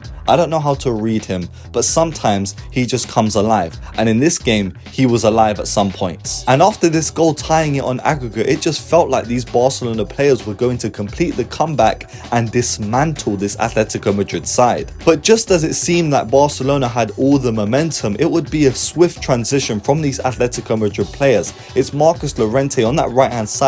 He whips it across the box and it's a beautiful finish. First time by Ademola Lookman that, to the eye, it looks like it's an easy one, a tap in. But for people that actually play football, you know, we all know that these chances, they're not the easiest. He slots it home with ease and he makes it 2-1. Atletico Madrid may be losing in the game, but they are now up on aggregate. And this would all happen, by the way, within like 35 minutes of this game. And from there, it was like a basketball match. There was just opportunities for Barca, then it would go back and it was back and forth transition and a battle in the midfield. And then going into half time, this momentum and adrenaline that Barcelona had seemed like it halted. Because at times it just looked like their attacks weren't penetrative enough, but still, they had a lot of the ball and they were just controlling the flow of the game. They would specifically have 71% possession in this game and also create 7 big chances. And then in that second half, Barcelona's luck just seemed to run out with them actually getting another goal, but it would be ruled out for offside. Ferran Torres with a clinical finish, but he's offside in the build-up, so it's ruled out. And then it just gets even worse because Barcelona, Eric Garcia,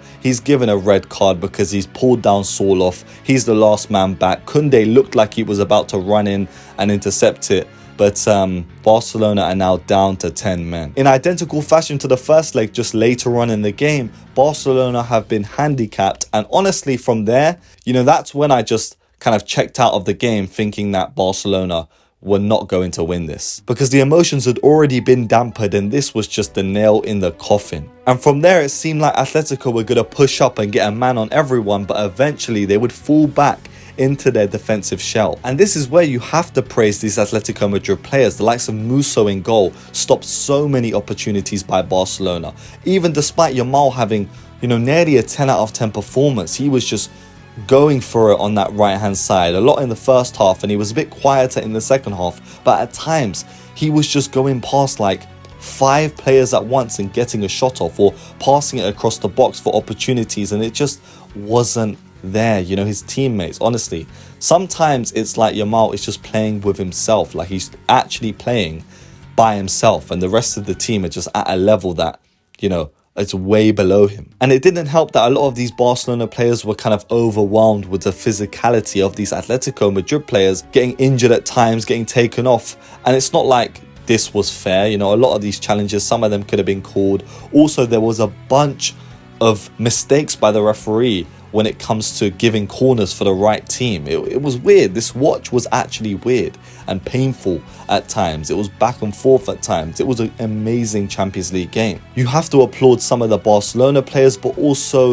the Atletico Madrid backline, the likes of Llorente, Matteo Ruggeri,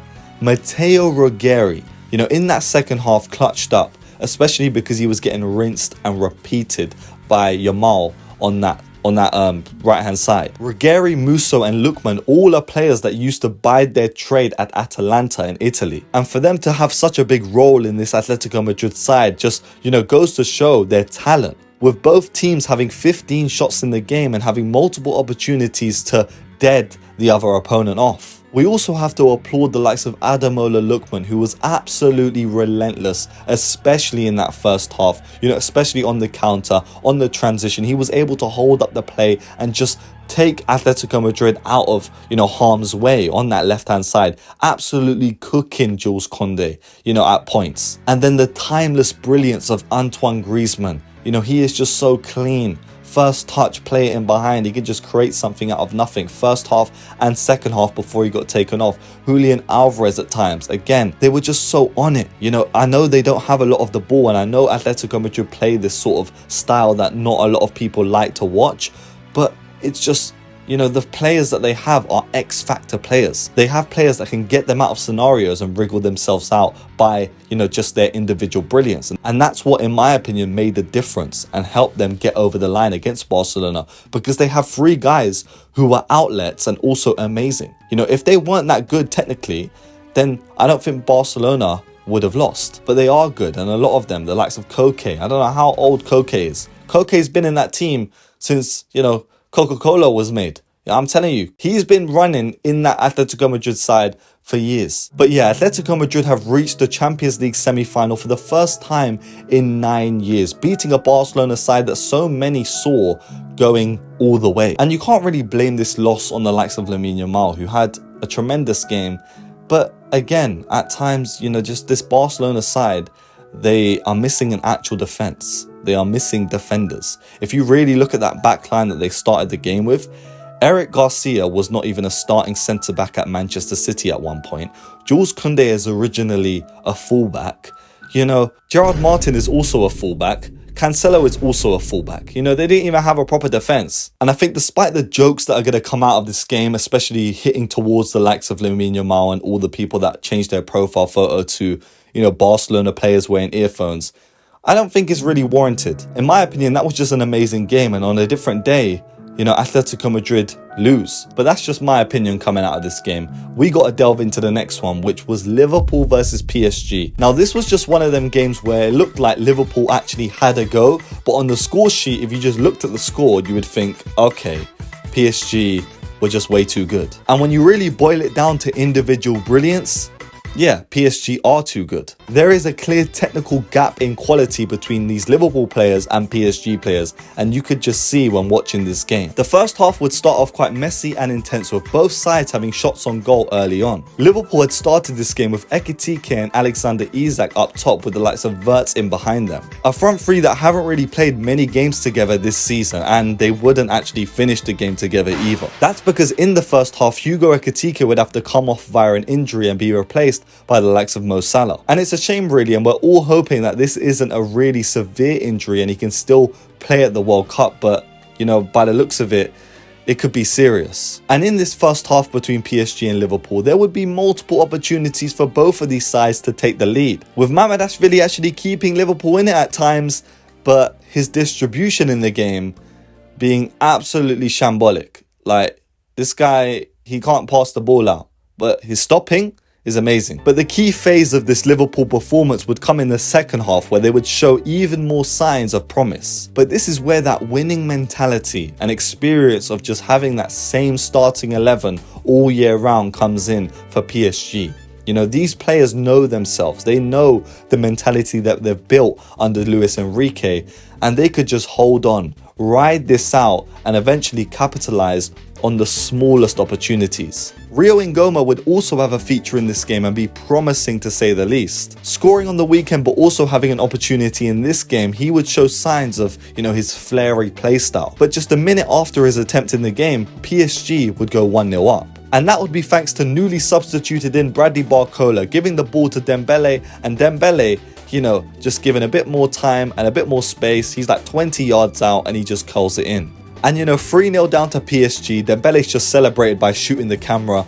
You're done. You're done at this point. And that's what happens when you have clinical players in a team. They get one really clear-cut opportunity, or just they get one opportunity where you're just, you're giving them a little bit too much space, and they can capitalize just like that. And it would just get even worse for these Liverpool fans at Anfield, with Bradley Barcola and Dembele linking up again late on into the game, and Dembele's just made it 4-0 on aggregate and 2-0 in the game. We also got to highlight Marquinhos' challenge early on in the game, stopping Van Dijk from scoring. And essentially, if he did not make that tackle and that goal goes in, the whole game's momentum could just shift. And I'm not the biggest fan of Marquinhos, but this is a big moment for him and also PSG in this little Champions League run that they're going on. And with this momentum going into a semi-final that they could play against either Bayern Munich and Real Madrid, they just have to hope that they can keep up this clinical ability to finish the chances that they get, and also the back line being this solid. But honestly, this just didn't feel like one of them classic Anfield nights where,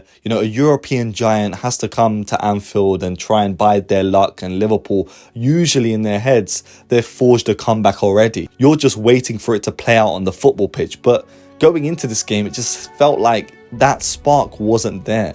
They didn't have, you know, the energy of the crowd, and Arne Slot's Liverpool right now are not in the best of places. And lucky for them, it was like the headline act, the star-studded PSG, that would dismantle them, because if it was anyone else that gave them 4 in this stage of the Champions League, there would be questions being asked. But this is the same team that won the Champions League last year, and it's Dembele, a Ballon d'Or winner, who's grabbed 2 on the night, so excuses can be made. But this game was just lively, with PSG having 21 shots and Liverpool having 12. And a night like this just goes to show, if one of their front three isn't scoring on the night, then the other one will, because Kavica Kvaratskhelia for the last 3 games for PSG has been their player of the match. But the one game that he's, you know, maybe shied off a little bit, Dembele comes in and scores 2. And that's not me saying that Kavica had a bad game, that's just me praising the other abilities of their attacking front line. It's honestly insane, and at times it felt like PSG weren't even out of their first gear. And where does that leave you Liverpool fans watching this video? You know, what are you expecting of your club for the rest of this season? Are you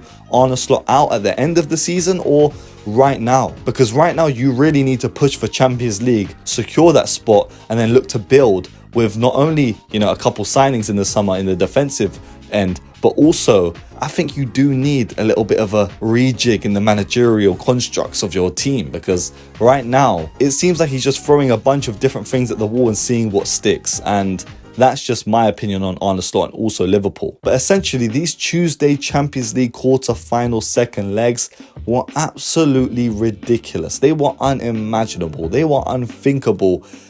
And the better of the 2 games, in my opinion, was the Barcelona Atletico, but this was just dramatic. You thought I was going to watch an Arsenal game. I know I'm an Arsenal fan. You know, I've been an Arsenal fan my entire life. I live 20 minutes from the stadium. But there was no way in my entire existence that I was going to sit through and watch Arsenal Sporting second leg. Yeah? We're not talking about that game. Actually, let's just talk about that game. Let's get it out of the way. Let's just talk about it. Because if the Bayern versus Real Madrid game was like a Monster energy drink or a Red Bull White, you know, the coconut flavor, which is my favorite, this game was a chamomile tea, you know, an Earl Grey tea, Red Bush, just the deadest sort of tea. No milk, no sugar, no honey. Boring. After winning the first leg 1-0 over in Portugal, Arsenal and Sporting would play out a 0-0 draw. And I'm not saying that it wasn't entertaining, because, you know, each team had a bunch of opportunities, a bunch of shots, but nobody was hitting the target. At one point, Sporting hit the post. You know, Trincao was missing the goal. Eze was shooting. But nobody had their shooting boots on. It was like on FIFA if you just went on the sliders and put manual shooting on. This is how you would look. Of course, Arsenal could walk into this second leg carrying the advantage via Kai Havertz's last-minute goal in the first leg, so they were looking comfortable. You know, even if Sporting had opportunities, there was no real threat to this Arsenal side. I don't think anyone was really panicking watching this. They were just, you know, bored. Many of the Arsenal players did show some signs of life, like the likes of Martinelli, Eberechi Eze, even Madueke had a couple points in the game where he was ripping up man on that right hand side, but none of them could really deliver the fatal blow to, you know, keel over these Sporting players. And I think what really sums up this game is that Arsenal had 15 shots, Sporting had 8 shots, and either of these sides had 1 big chance in the game. So it was just a bunch of nonsense. However, Arsenal have now made history, you know, going to back-to-back semi-finals in the Champions League. So that is something to be proud of. And they are now lined up against Atletico in a semi-final that is looking like, you know, peak Arteta Netanyahu versus Osama bin Simeone. And let's not even act like this is going to be a bad game. This is going to be a great game. You know, I'm looking forward to it. I know the whole world is looking forward to this. And yeah, and just for your information, Arsenal have only lost once in their last 24 European games. So, you know, as much as we want to say that they are struggling, they are not struggling in Europe. And I think all Arsenal fans will just take this going into a game that means so much on Sunday against Manchester City. But enough with that. You know, that's enough. Is that enough? Yeah, I'm done. I'm not talking about that Arsenal game no more. Let's talk about what really matters. Bayern Munich versus Real Madrid. The second leg of a lifetime. One of the best Champions League games that I've seen in recent memory. The best Champions League game of this season, of the tournament so far. It was just incredible. You could not take your eyes off the screen. Let's get into it. Now, this was a fixture between two sides that host some of the best superstars in world football. Real Madrid with the likes of Mbappe, Vini Jr., Trent, Bellingham, Arda Güler. Bayern with the likes of Harry Kane, Elise, Diaz, and so many more. This was the battle for the ages. And after their first leg tie ending 2-1 but Manuel Neuer putting up a 10 out of 10 performance between the sticks, a lot of people saw Bayern just rolling over Real Madrid in this second leg. And going into this game, I actually thought that Real Madrid had a big opportunity because, you know, in that first leg it was a lot of brilliance by Neuer to stop the likes of Mbappe and Vini Jr. from finishing their opportunities. And on any other day, if Manuel Neuer isn't up to it, you know, he can concede. And inside 1 minute in this game, he would concede. This would not be the same Neuer that we saw in the previous leg. Neuer would make a mistake that would get instantly clipped. You know, this is a type of highlight that will be shown to generations. You know, this mistake versus Real Madrid. And ultimately, it would be Arda Güler that capitalized on this situation. Putting the ball into an empty goal from range, it was just instant reaction by Arda Güler. And from there, it seemed like this comeback was on because Real Madrid had just been boosted by adrenaline. They had just brought the tie to 2-2 and it's game on now. But because this wasn't just any team that Real Madrid had done this to, Bayern Munich had just hit back on 8 minutes. With Joshua Kimmich whipping in the ball from a corner and Pavlovic, you know, just headering the ball. It's like the ball was whipped onto his head. Because Lunin, I don't know what this brother was doing in goal. He was fighting demons in there and just fell back into his own goal. Pavlovic is just standing there. Ball goes into the back of the net and it's 1-1 in the game, and now Bayern Munich have taken the advantage. And then it would happen again because after Bayern Munich's goal, it was all Bayern. You know, they were just hosting the play. You know, they were biding their time. They were creating opportunities, putting pressure on these Real Madrid defenders. They had the chances, but against the run of play, Real Madrid get a free kick. And then Arda Güler steps up for the free kick and whips it into the top right corner of the goal. You look at the replay and you've just realized that Manuel Neuer again has slipped up. You know, he should have stopped this free kick, but he hasn't. And Arda Güler has scored 2 great goals and is having one of the greatest games of his career. And up until that point, I actually thought Real Madrid's plan was being executed beautifully. You know, the likes of Bellingham was putting in a powerhouse performance, running up and down this pitch, bringing the ball forward. Trent Alexander-Arnold was also amazing. Arda Güler was running the show. Mbappe and Vini seemed a bit wasteful, but at times they were providing the outlet. But then just 10 minutes after this Arda Güler free kick, Bayern Munich would come up with another goal. Now, I don't know if I'm going to be able to find any extended footage of this goal, but it started and it just continued with Harry Kane being in the box, then the ball eventually being, you know, recycled and them not losing it. It would go completely in a circle. Eventually, Upamecano would find himself on the ball and he just slips through a beautiful ball into the path of Harry Kane. Luis Diaz's run has actually taken the defender in a different direction, allowing a bit of space for Harry Kane to just get the shot off. And he does get that shot off and it goes into that far right corner. I'm telling you, it's the little things that really made this goal. Luis Diaz taking away Militao, forcing him into, you know, to 2 decisions to make. And Harry Kane is the deadliest striker on planet Earth right now. You give him a chance like that and he is going to slot it away. And that's another big goal in another big game for a player that is striving and doing so much in all competitions this season. Harry Kane is on fire. And that's number 50 for Harry Kane this season, and that just sums him up. He was everywhere in this game. He was dropping into midfield and picking up the ball. He was all the way, you know, at the back line, retrieving the ball and just passing it to the defense. He was everywhere and so influential, and I don't think he's going to get a lot of the praise because, you know, of other stuff that happened in the game.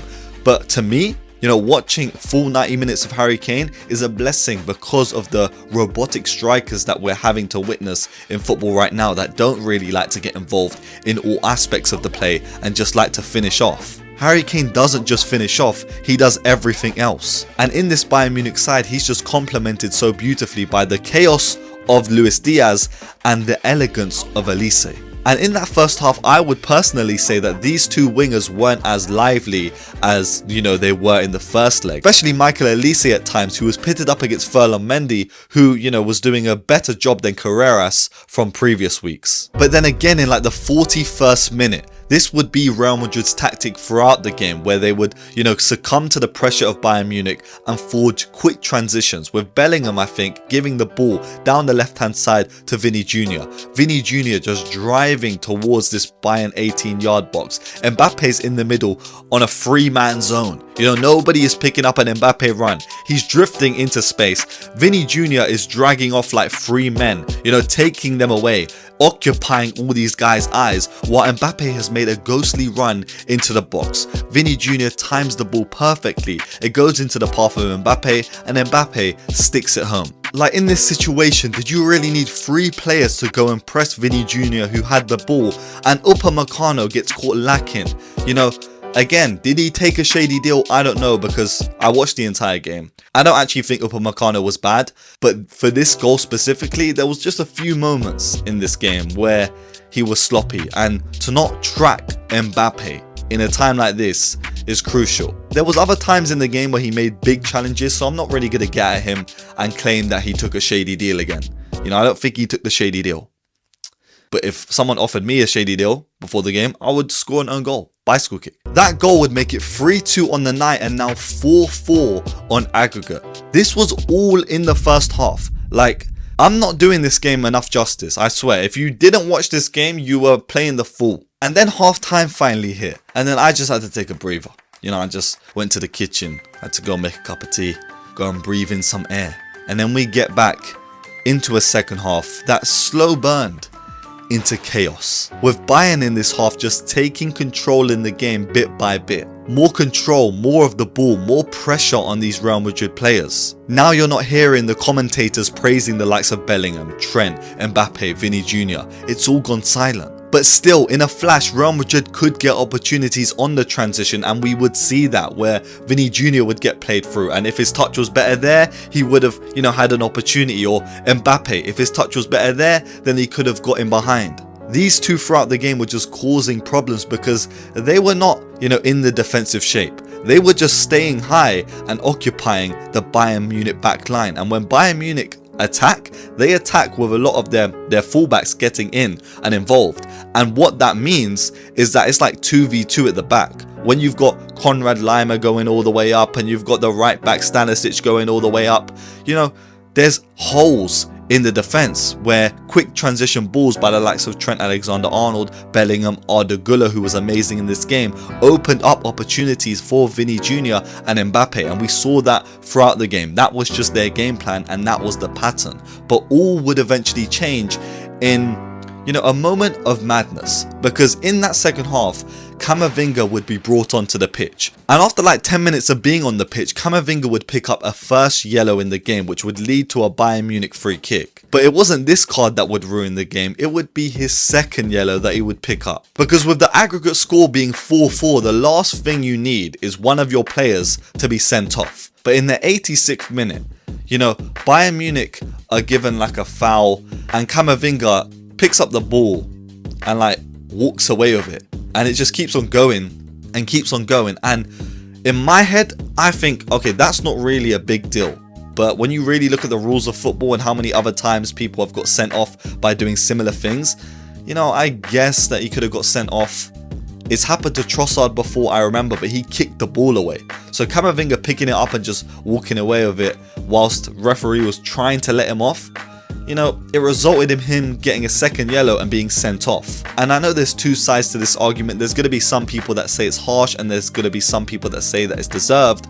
But, you know, at the end of the day, you can't help actions that have already happened in the past. You can't fix what's already happened. What can you do? So Camavinga decides to do something stupid and then gets treated stupidly by the referee. given a second yellow card, and now Real Madrid are down to 10 men in a situation where they should have been going full throttle at this Bayern Munich back line. And then from that sending off, that's when Bayern Munich just have the extra man and they can just commit the players that they were already committing in the game, but without being hit on the transition, because now they have the extra man.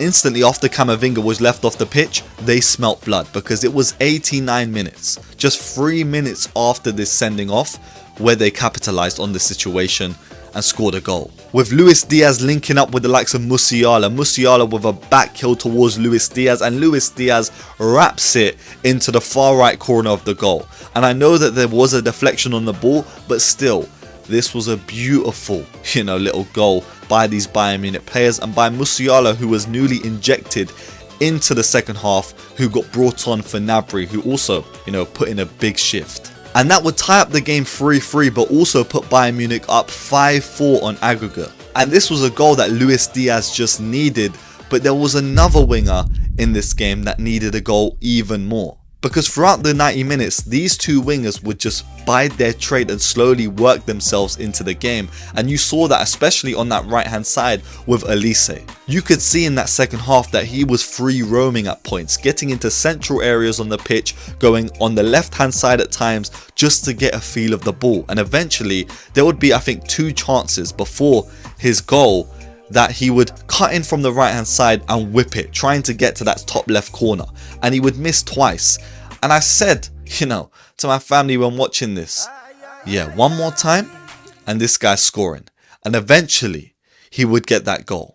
And when I mean eventually, I mean eventually. This was like the 94th minute of the game, the last action of the game, where it's Luis Diaz on that left hand side. There's players around him, but his feet are just too quick. He gives it to Harry Kane. Harry Kane looks up, right hand side, Elise is there, spreads the play and gives it to him. And at this point in the game, you would think, okay, you've already kind of won. It's the last minute, you don't really need to attack. You can just go into that right corner. That's what Harambo would be. But Michael Elise says, oh hell no, I'm coming straight at you. Yeah? I'm coming straight at Ferland Mendy. He drives towards the defense, cuts in on that left foot and just swerves it. Just a nonchalant finish. He didn't even try for this goal. He didn't try as much as he did with the first 2 strikes, but it just dips into that far left corner. And that's it. Bayern Munich have now won 4-3 on the night and 6-4 on aggregate. And honestly, Real Madrid's night just capitulated once Camavinga was sent off, because Bayern Munich's tactics, they overwhelm you. And if you don't have enough players on the pitch, then they will overwhelm you without any repercussions.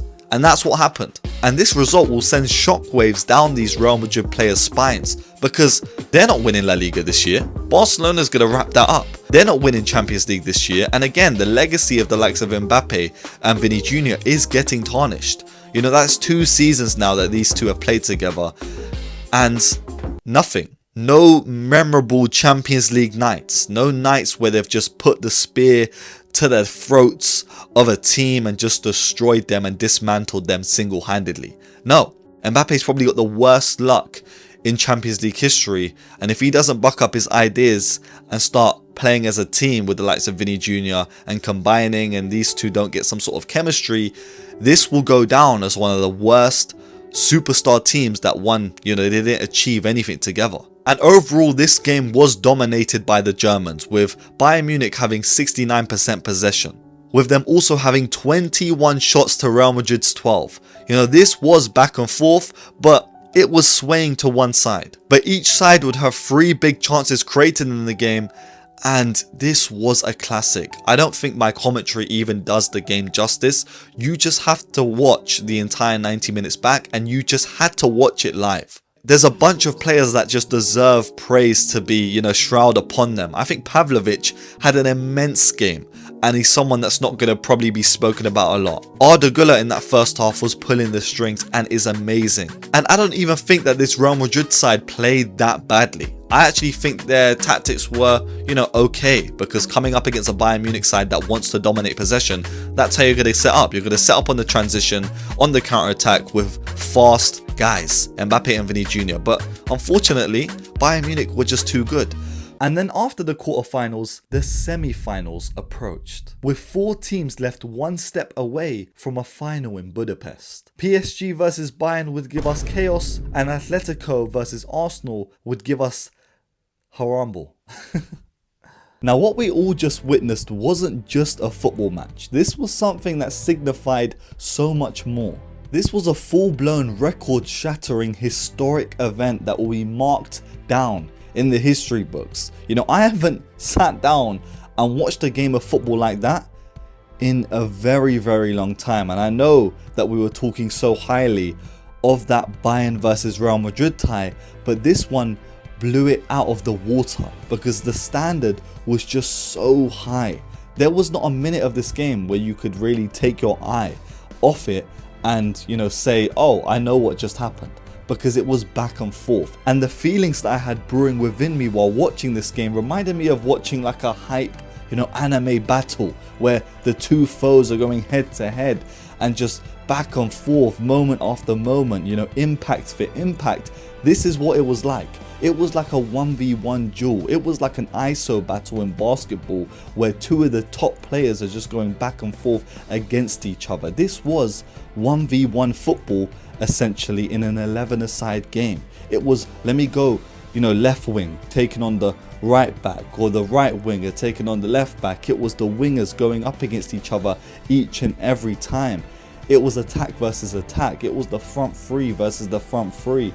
This was a battle for the ages and a clash of titans. And I kind of knew going into this game that it was going to end up like this. We all know Bayern and PSG are the best, you know, football teams in the world right now. And we all knew kind of going into this game that this was going to be the cinematic event that we all hoped for it to be. 2 tactical, measured sides, 2 elite coaches, 2 amazing philosophies, 2 dominant forces going head to head. What did we really expect? But the expectations were blown out of the water when the game kicked off. Now, the previous record for the most goals in a Champions League semi-final tie was 7.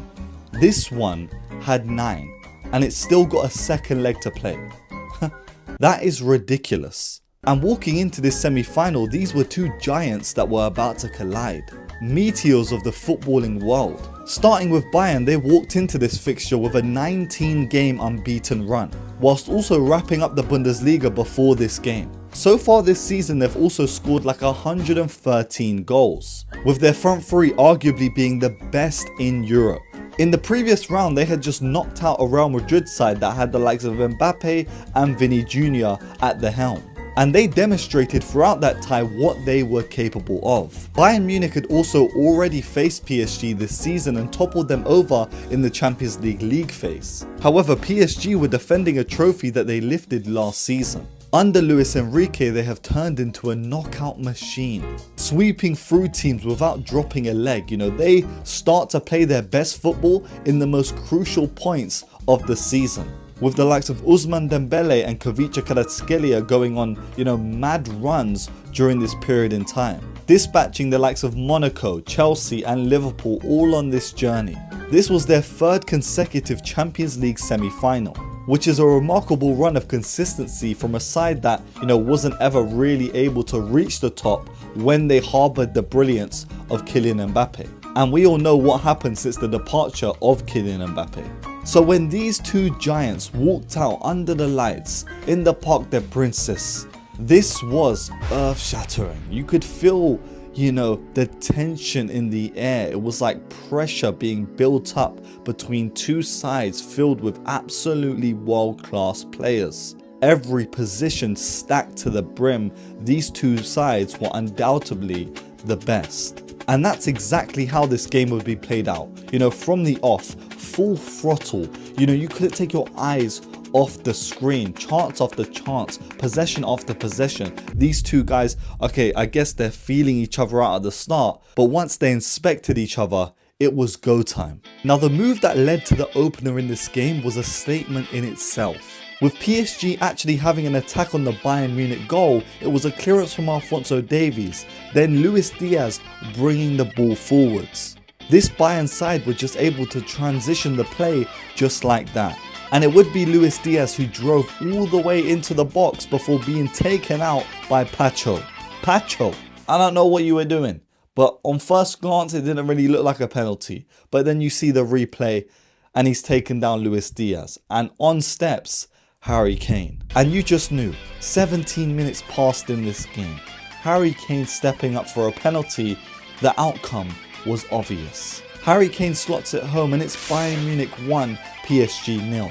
But then this PSG side just didn't panic, and again, as I said earlier, it was back and forth. The momentum swinging back and forth like a pendulum. And it would be PSG's current star man, especially in the Champions League, who would come up clutch again. Kvicha Kvaratskhelia on that left hand side, he's given a bit too much space, he cuts in a little body feint and curls it, he whips it, he strikes it into that bottom right corner. A clinical finish from one of the best, if not the best left winger in football right now. And these goals just flowed and flowed from here.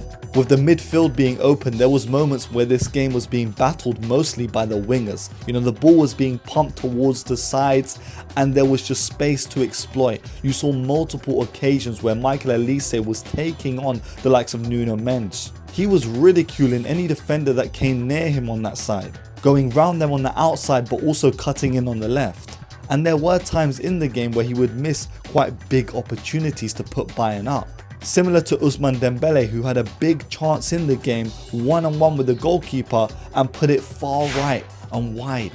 33 minutes into the game and PSG have taken the lead, with João Neves getting a header from a corner.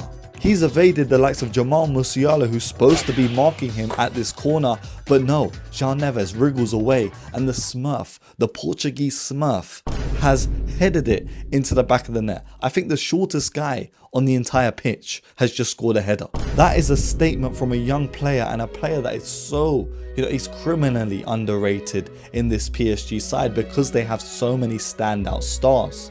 2-1 PSG now, and the crowd was beginning to believe. You could just hear the atmosphere, the tension. These PSG ultras, they do not stop. However, this relentless Bayern side built with AI and robots, they don't stop either. They are programmed to keep moving forward, and they didn't even have their manager on the touchdown line. Okay, you know what, scrap the whole clip.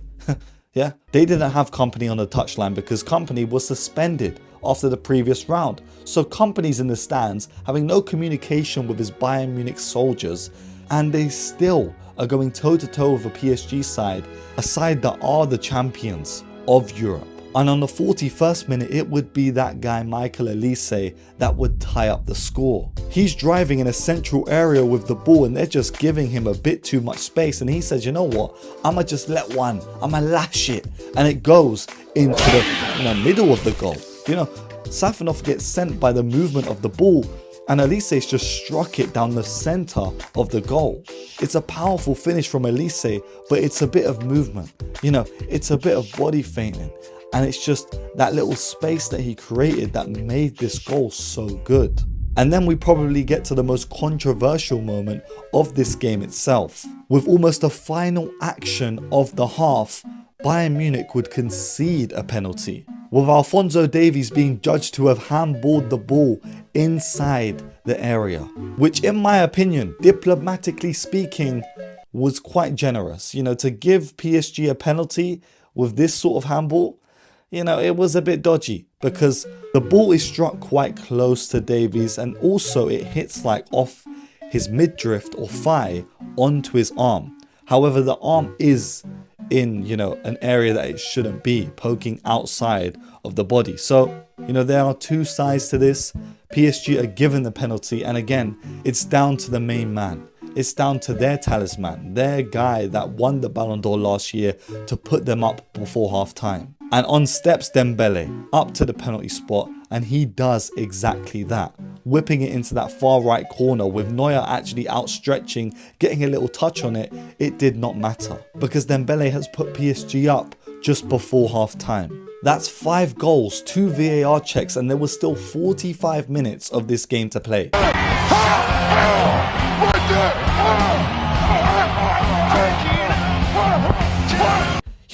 By half time I was sweating. I had to take a break I had to cut the music. I had to just, go and breathe some outside air. And I had to genuinely process what I was watching. It was hard, because watching these games, I'm not just watching the game. I'm trying to think, okay, cool. I need to talk about that after the game. I need to really talk about that player. But everyone was so good. There's not one specific player that you could say he was the man of the match or he was the man of the match, because every single player in this game did their thing.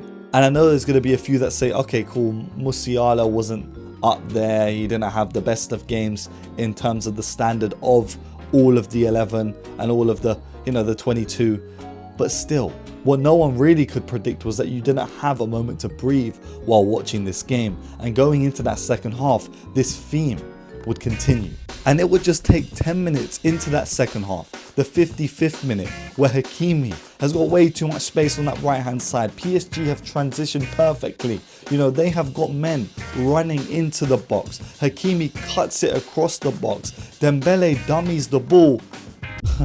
And it's Kvaradona running onto it in slow motion, and we just all knew that ball was going in by any means necessary, and he strikes it and it hits the back of the net. It was inevitable and bound to happen. PSG have doubled their lead. It's now 4-2 on the night, and these PSG players are now playing with, just enjoyment with every single step. The joyous feeling was, throbbing throughout. You could just feel it while watching this game. You were smiling. You were just like, hey, what am I watching? I'm watching, this is like a party right now. And then just like 4 minutes later, it would get even better for this PSG side. With again this PSG goal coming from a bit of transitional play where Bayern Munich had all the possession. They had the opportunities. They didn't finish the opportunities. PSG's players, they come driving towards the Bayern Munich defense. It's Doué driving forwards. He's got Dembele on that left hand side. He gives it to Dembele, a guy who in this game had already missed the sitter. He had multiple opportunities. He'd scored a penalty, but he needed a real goal. And in this moment, he got a real goal. Driving inward, you're thinking he's going to wrap it into that far right corner, but no, he sends not only the defender but also Neuer, who stands still, not knowing where that ball's going to end up. But it's hit the post. He's gone the near post. It's hit the post. It's gone into the back of the net. Dembele has just made it 5-2. And there might have been some guys watching this that were thinking, okay, this tie's done. It's done. PSG are just going to walk it from here. They've finished off Chelsea 8-2. They've finished off multiple teams this season. They're going to kill Bayern Munich now. But this Bayern Munich side are not any side. This is not just a regular team, They will fight, and they would fight to the end. Like 7 minutes after this goal, Bayern Munich would get a free kick. Kimmich would whip the ball in, and Upamecano would flick the ball into the back of the net. It's 5-3 now, and even though the stadium didn't make a lot of noise, you could just tell the tone was shifting. And then the best goal of the night happens just 3 minutes after this one. With Harry Kane picking up the ball in the centre circle, he's given a bit too much time. We saw it multiple times in this game where Harry Kane was dropping deep, making things happen. And in this sense, he spotted Luis Diaz, who's made a run off the shoulder of Marquinhos. Sandwiched between the likes of Marquinhos and Hakimi, Luis Diaz has broken free. And in this moment, we have witnessed a brilliant goal. A generational goal. A goal that you have to watch in slow motion just to appreciate how good it really is. The first touch from the ball to take it away. Then the body feint to stop the defender in its tracks. To shift the ball onto that right foot. To whip it into the goal. These are movements that we can appreciate in slow motion, but that the eye wouldn't see whilst watching the game. The comeback is real, and Luis Diaz has just made it 5-4, even though there would be a bit of VAR controversy with them actually trying to say that this was offside. It was not offside, luckily for Bayern Munich, and luckily for football, because it would have taken away a brilliant goal. Like, do you guys understand how disgustingly good this goal was? This is not normal. Like, the first touch to get it away from Marquinhos, and then to body feint, fake shot, shift it onto that right foot to stop him in his tracks from blocking the shot, and then whipping it into the goal. It's top tier winger play. It's not any rusty defender that he's doing this against as well. It's Marquinhos, the captain of PSG. It's a brilliant goal. And Luis Diaz all game was penetrative. He was chaotic.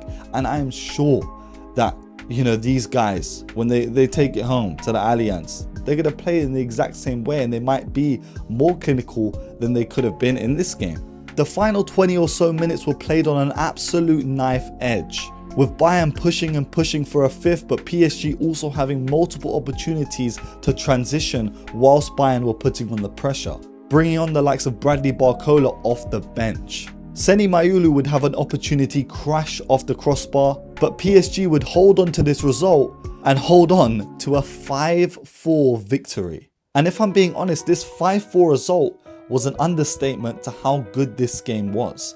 If I want to put it simply, this game felt like world-class, you know, elite footballers, Ballon d'Or level footballers, the best of the best, playing Power League, a 7-a-side football match.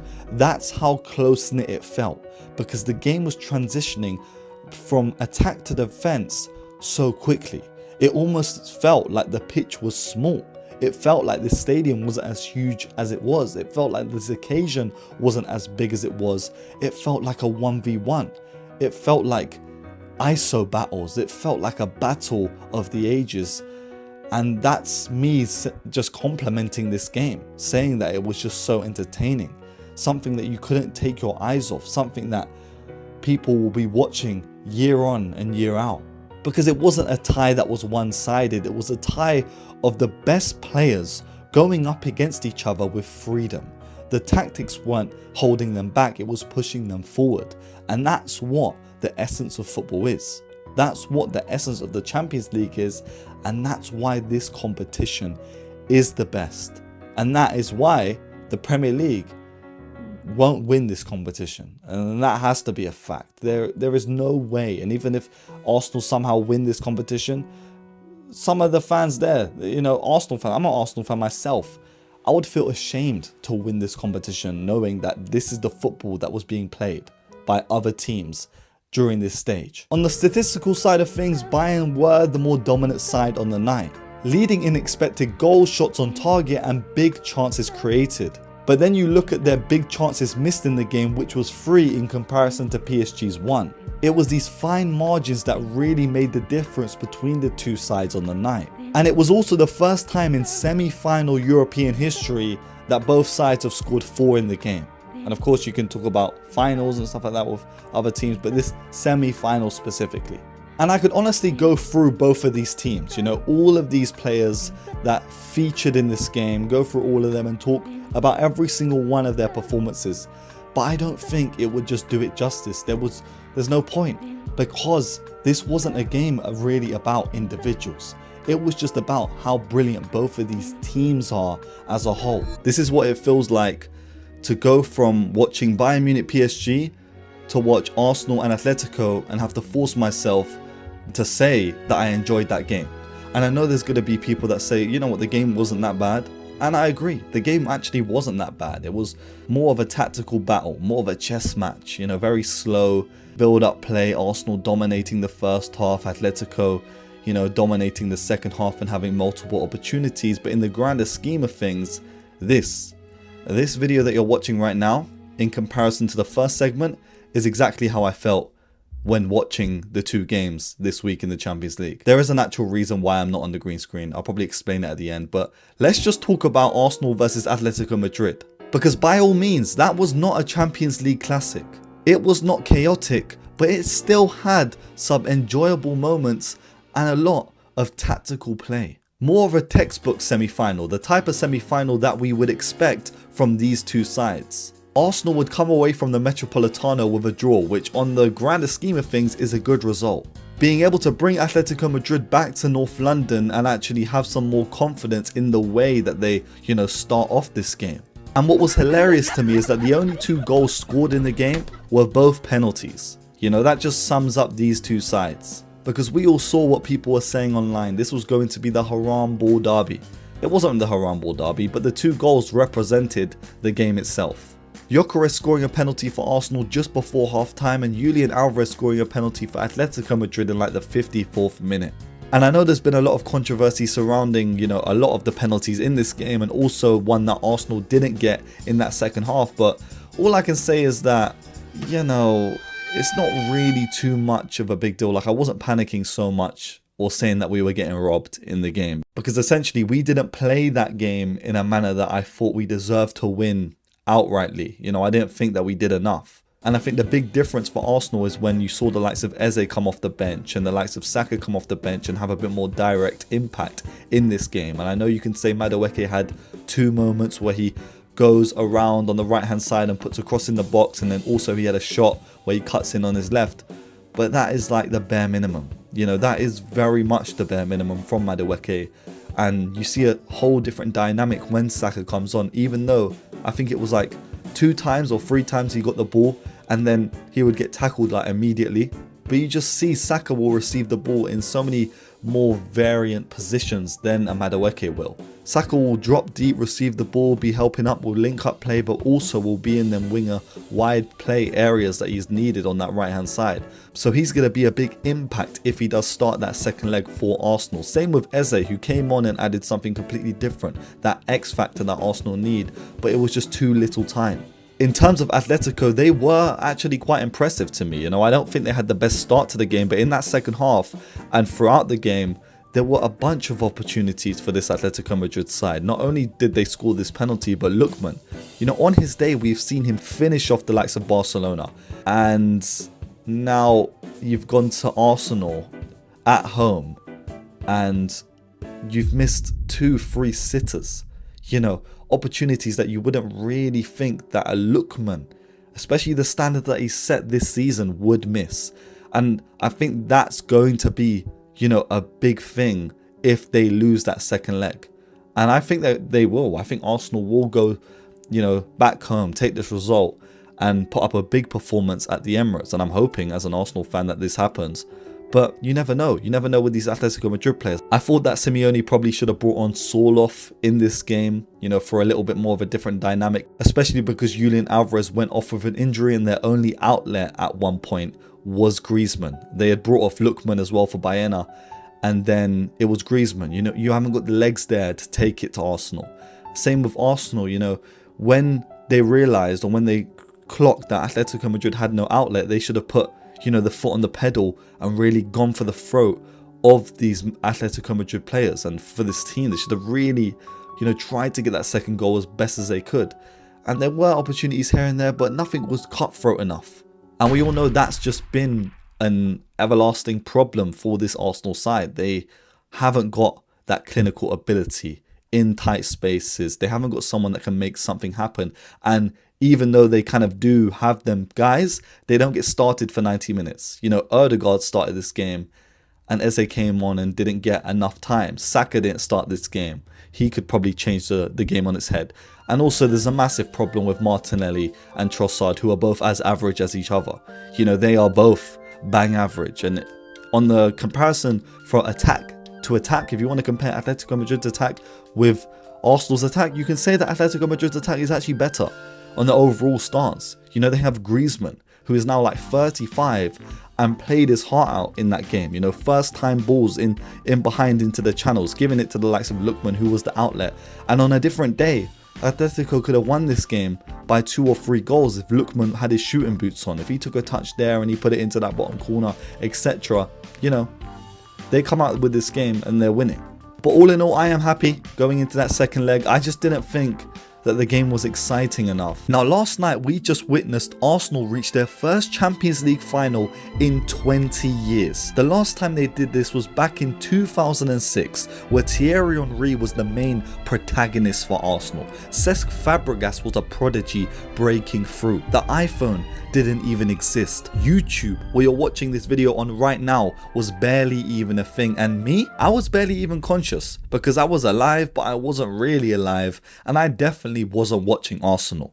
I was probably watching Teletubbies. But let's just dive into that monstrous performance from Arsenal. Because honestly, I'm talking like this was hype. it was an emotional game. It was an emotional game. It had me on the edge of my seat. And from the opening of this game, it's like Arsenal just were playing with more intent. You know, they had brought their form from the weekend into this starting 11, actually starting with the same 11 from their win against Fulham, where we saw the brilliance of Miles Lewis-Skelly again. And this just goes to show how much faith Arteta has in this player, in this position that he's, you know, put him into now, because Miles Lewis-Skelly was a left back last season and was thrown in against the likes of Real Madrid and also PSG in the semi-final of the Champions League last year. Now, he's not seen the pitch too many times this season, but he's been converted into a midfielder where he actually belongs in the midfield, someone that can progress the ball forwards and take the risk. And he's played 2 games now, back to back, one on the weekend, one against Atletico, and he's played superbly. This is a local boy. This is someone who wasn't even alive when Arsenal last played in the Champions League final. He was amazing yesterday, and this Arsenal squad played with intent, but Atletico, they weren't sitting back either. The first half, in my opinion, from my point of view, was a bit of back and forth. There were moments in the game where Arsenal would have prolonged possession before Atletico would strike a transitional counter-attack. You also have to heap some praise onto Gyökeres, who was actually involved in Arsenal's first goal, because it was his running behind that dragged the keeper out of position, but he didn't rush this chance. He looked across the goal. He saw Trossard on that other side. He crossed the ball. We got a bit lucky with a little header that flicked it onto Trossard. And in this moment, I think all fans were thinking the same thing. Trossard, you either shoot, you pass it to Eze, do something, move. This moment was genuinely in slow motion for me because I was screaming at the TV. Trossard eventually gets a shot off, and it's Saka in the right place at the right time to tap it home and make it 1-0 just before half time. This was a crucial goal that deaded the momentum of these Atletico Madrid players, and you could almost feel it in the air.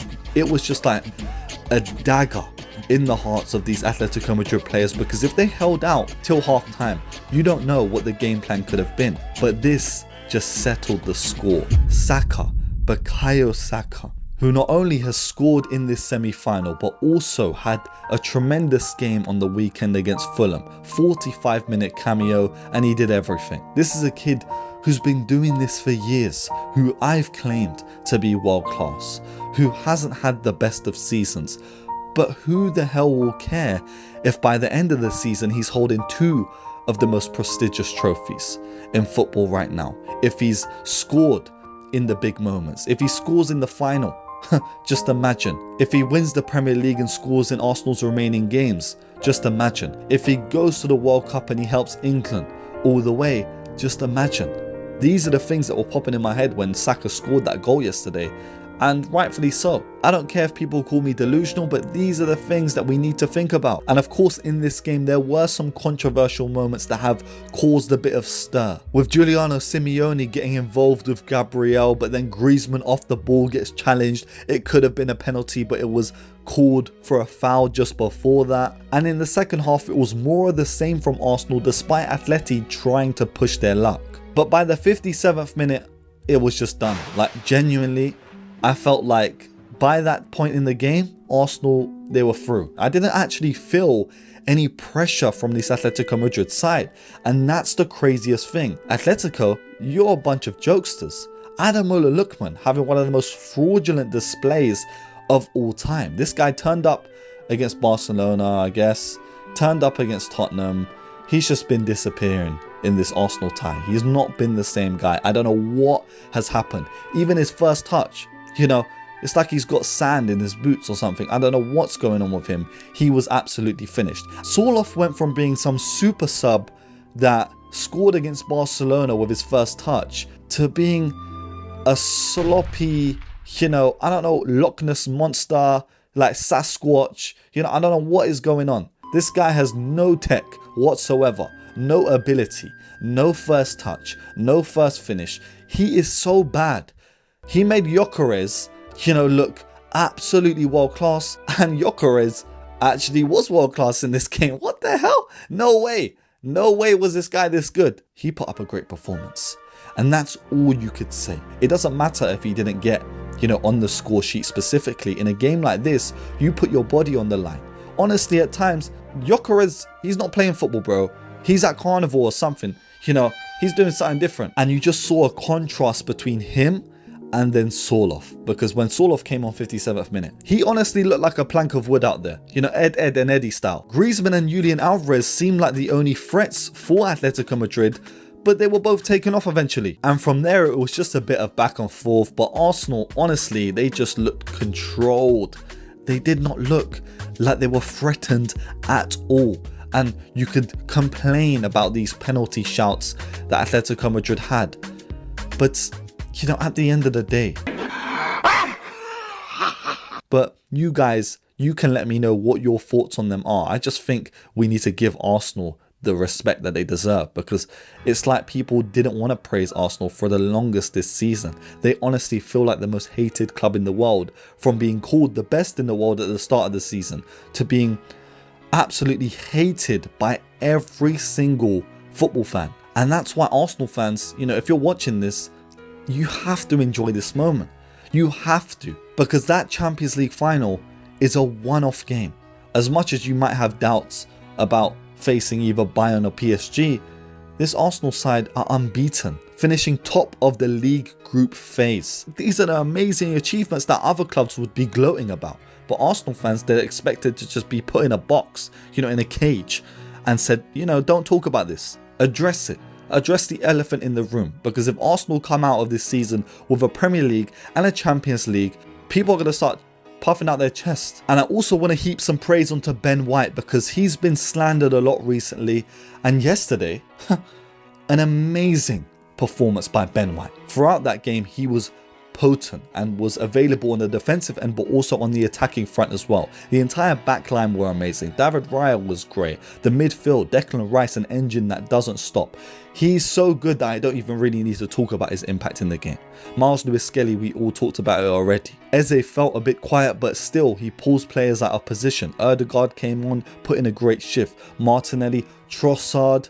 I always say this, he is a 19-minute player. He will give you one amazing performance, next game he'll be finished. Now, last night's game between PSG and Bayern Munich ended 1-1, but that was a completely different game to what we saw between Arsenal and Atletico, because despite the score only being 1-1 and not a direct reflection of the first leg, it was still entertainment. It was still chaotic and a clash of titans, a clash of two armies, two sets of soldiers going to war and trying their best. But on the day, PSG ended out on top. And there are people out there that are saying the referee was given a little shady deal, you know, a little cash under the table, because he didn't see a bunch of penalty opportunities that Bayern could have had. And even me, as someone that likes to stand on the fence a little bit, I was up on my feet saying, what? That looked like a penalty. How was he not given that? Or even fouls on Harry Kane. How was the ref not given that? So I guess PSG didn't just have 11 men on the night. They had 12. But that doesn't take away from the fact that 3 minutes into this game, they were already on top. Like, there was barely enough time for me to just sit down with my tea, look at the screen, okay, Kavicha Kvaratskhelia. And the move that created that first goal was gorgeous, with the likes of Fabian Ruiz linking up with Kavicha Kvaratskhelia, who would eventually cross the ball across the box. Dembele's there, and honestly, that was like his only action, or only crucial action in the game. He slotted it home and made it 1-0. Arriving at the perfect time is the Ballon d'Or holder and a guy that has been PSG's main man when it comes to goals in the last 2 seasons. But you cannot talk about that goal without mentioning Kavicha Kvaratskhelia on that left hand side that dominated that entire flank when it came to attack and also defensive help too. It was a stark contrast on that left hand side between the left winger and the right winger of Bayern Munich, Michael Olise, who last week we were all heaping praise on. This week, he's had an absolute stinker, and it pains me to say that. Like, it actually pains me to say that, because we wanted to put him up with these talks of being the best right winger in football. But in an occasion like this, second leg of a Champions League semi-final, when you're one of the guys that needs to step up, you didn't. And I kept thinking, when he gets the ball, okay, cool, he could just bang it top bins and he could just flip the entire game. But moment after moment, whether it was his shots on target, whether it was just him having the ball at his feet, he was swarmed by the likes of Nuno Mendes and also Fabian Ruiz, who provided a lot of defensive help in the midfield. Fabian Ruiz, who actually started in the midfield this game, came in because Hakimi on that right back side was out with an injury. Emery is filling out in right back, for PSG, which was insane because he actually did an okay job up against Luis Diaz. But I have to just talk about Elise a bit more. I think what made it so contrasting is because we've seen brilliant wingers go out at this stage in the competition. Just last year in the semi-final between Barcelona and Inter Milan, we saw Lamine Yamal, right winger. Everyone saw the hype going into the game, and even though he didn't manage to bring Barcelona to a Champions League final, he could leave the field in the second leg, in the first leg, with his head held high. And that's what Michael Elise couldn't replicate, and that's what people are comparing. This comparison should not exist. You know, there are constant comparisons between the likes of Elise and Lamine Yamal because of the stats and because what these two have done in their seasons. But in the big moments, in the big occasions, this is where you need to step up, especially as a winger, which is honestly the pinnacle of attacking football in this new era of football that we're kind of working towards. And then you look at Luis Diaz on that left hand side for Bayern Munich, and it was similar with him. Despite him trying a bit more, I feel like he just held on to the ball a bit much. But PSG, ultimately, they had a better game plan, and it was scary to say the least. And I mean, Bayern Munich would try to respond in that first half with the likes of Musiala becoming a little bit more alive towards the end of it, but it just wasn't enough to get, you know, through this PSG unit. And it's crazy to think that I'm saying that PSG had a unit, but that's what we saw. We saw a different complexity to this Paris Saint-Germain side. You know, a side that's usually all out attack, free flowing. There's gaps at the back and they don't really care. They were more solid at the back. They were a bit hesitant going forward, but they were allowing the wingers to have free roam of the transitions, and they were just stuck in this defensive shape. Nuno Mendes, Pacho, you know, Marquinhos, Emery, whether it was Ruiz, João Neves, all of these guys put in an absolute shift. Vitinha, wow. I was speechless throughout the game, and it was just continuous excitement despite the scores not going up and up. And it makes me so excited to see what PSG can do against Arsenal and what Arsenal can do against this side. You could also heap some praise onto the likes of Manuel Neuer, who had an outstanding game. This guy is 41 years old. I don't know how he's still pulling out saves like this, but he managed to stop a bunch of PSG opportunities that they would have doubled their scoring with. And in that second half, PSG just proved that they are able to suffer and they have the ability to transition on the counter-attack and still create opportunities. Bayern would have 66% of the possession and over 200 more passes in the game compared to PSG, with them also having 18 shots compared to PSG's 15, and that just shows Bayern had all the possession, 18 shots, but PSG, despite setting up a bit more defensively, still had 15 shots in the game. That's more about individual brilliance from the likes of Kvicha Kvaratskhelia, from the likes of Desiree Doué, who was silky by the way. It doesn't matter for PSG if one of their wingers isn't having the best of games or one of their attackers isn't having the best of games, because the other one will step up. And that's what the difference was between them and Bayern, because when one of the wingers for Bayern isn't stepping up, all of the front three, they're just not on it, because they need that other outlet. They need that switch of play. They need all of them to be in flow state, but they weren't in yesterday's game. And I feel for Bayern Munich fans, because it wasn't just about the way they actually played. You know, the referee decisions were harsh.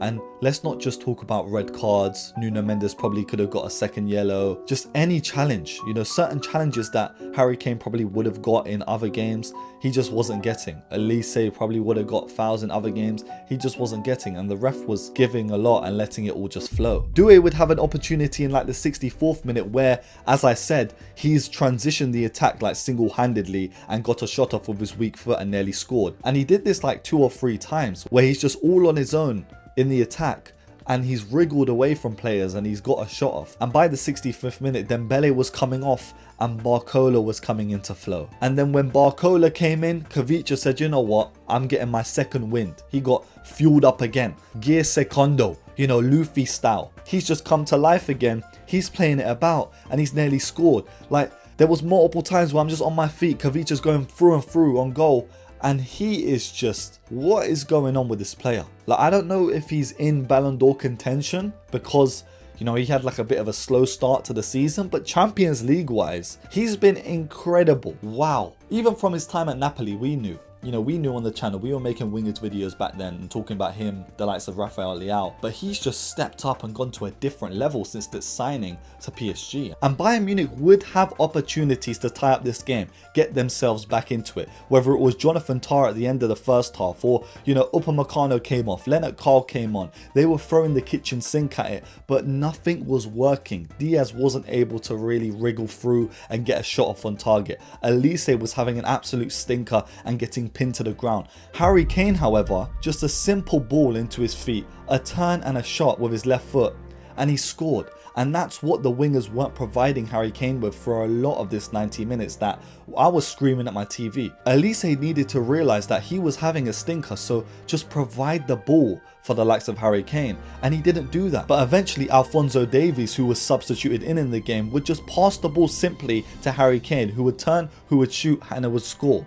And that's what they didn't have throughout a lot of the game. Just someone to give the ball to Harry Kane in a dangerous area for him to turn and shoot. And that's why they get the goal so late on in the game where there wasn't enough time for them to get a second. Even the second, you know, there was like 30 more seconds that could have played in this 90 minutes. It went to like 95 minutes and the referee blew the whistle like a bit abruptly. And all that has now led to a final between PSG and Arsenal. An Arsenal side that haven't been to a Champions League final in 20 years and seem hungrier than ever are going up against Parisian giants that have already conquered this stage just last year. It will be a battle of two tactical magicians, with Luis Enrique having the upper hand when it comes to experience and taking multiple teams to this stage, but Mikel Arteta has that hunger within him. Of course, I will have bias going into this final thinking that Arsenal can do it, but what do you guys think? Who will take this final? And of course, I will see you after the final to talk about the game. It will either be on this channel or the main channel, but we have to talk about the Champions League final this year. This has been the road to the Champions League final covered by me, Jib Rules. Like if you enjoyed this video, subscribe for more videos like this. And of course, you know, this has been me as always. Stay safe, stay blessed. And also you can follow my Instagram. You know, if you want a bit more of me, then follow my Instagram for any updates. And yeah, stay safe, stay blessed, and peace.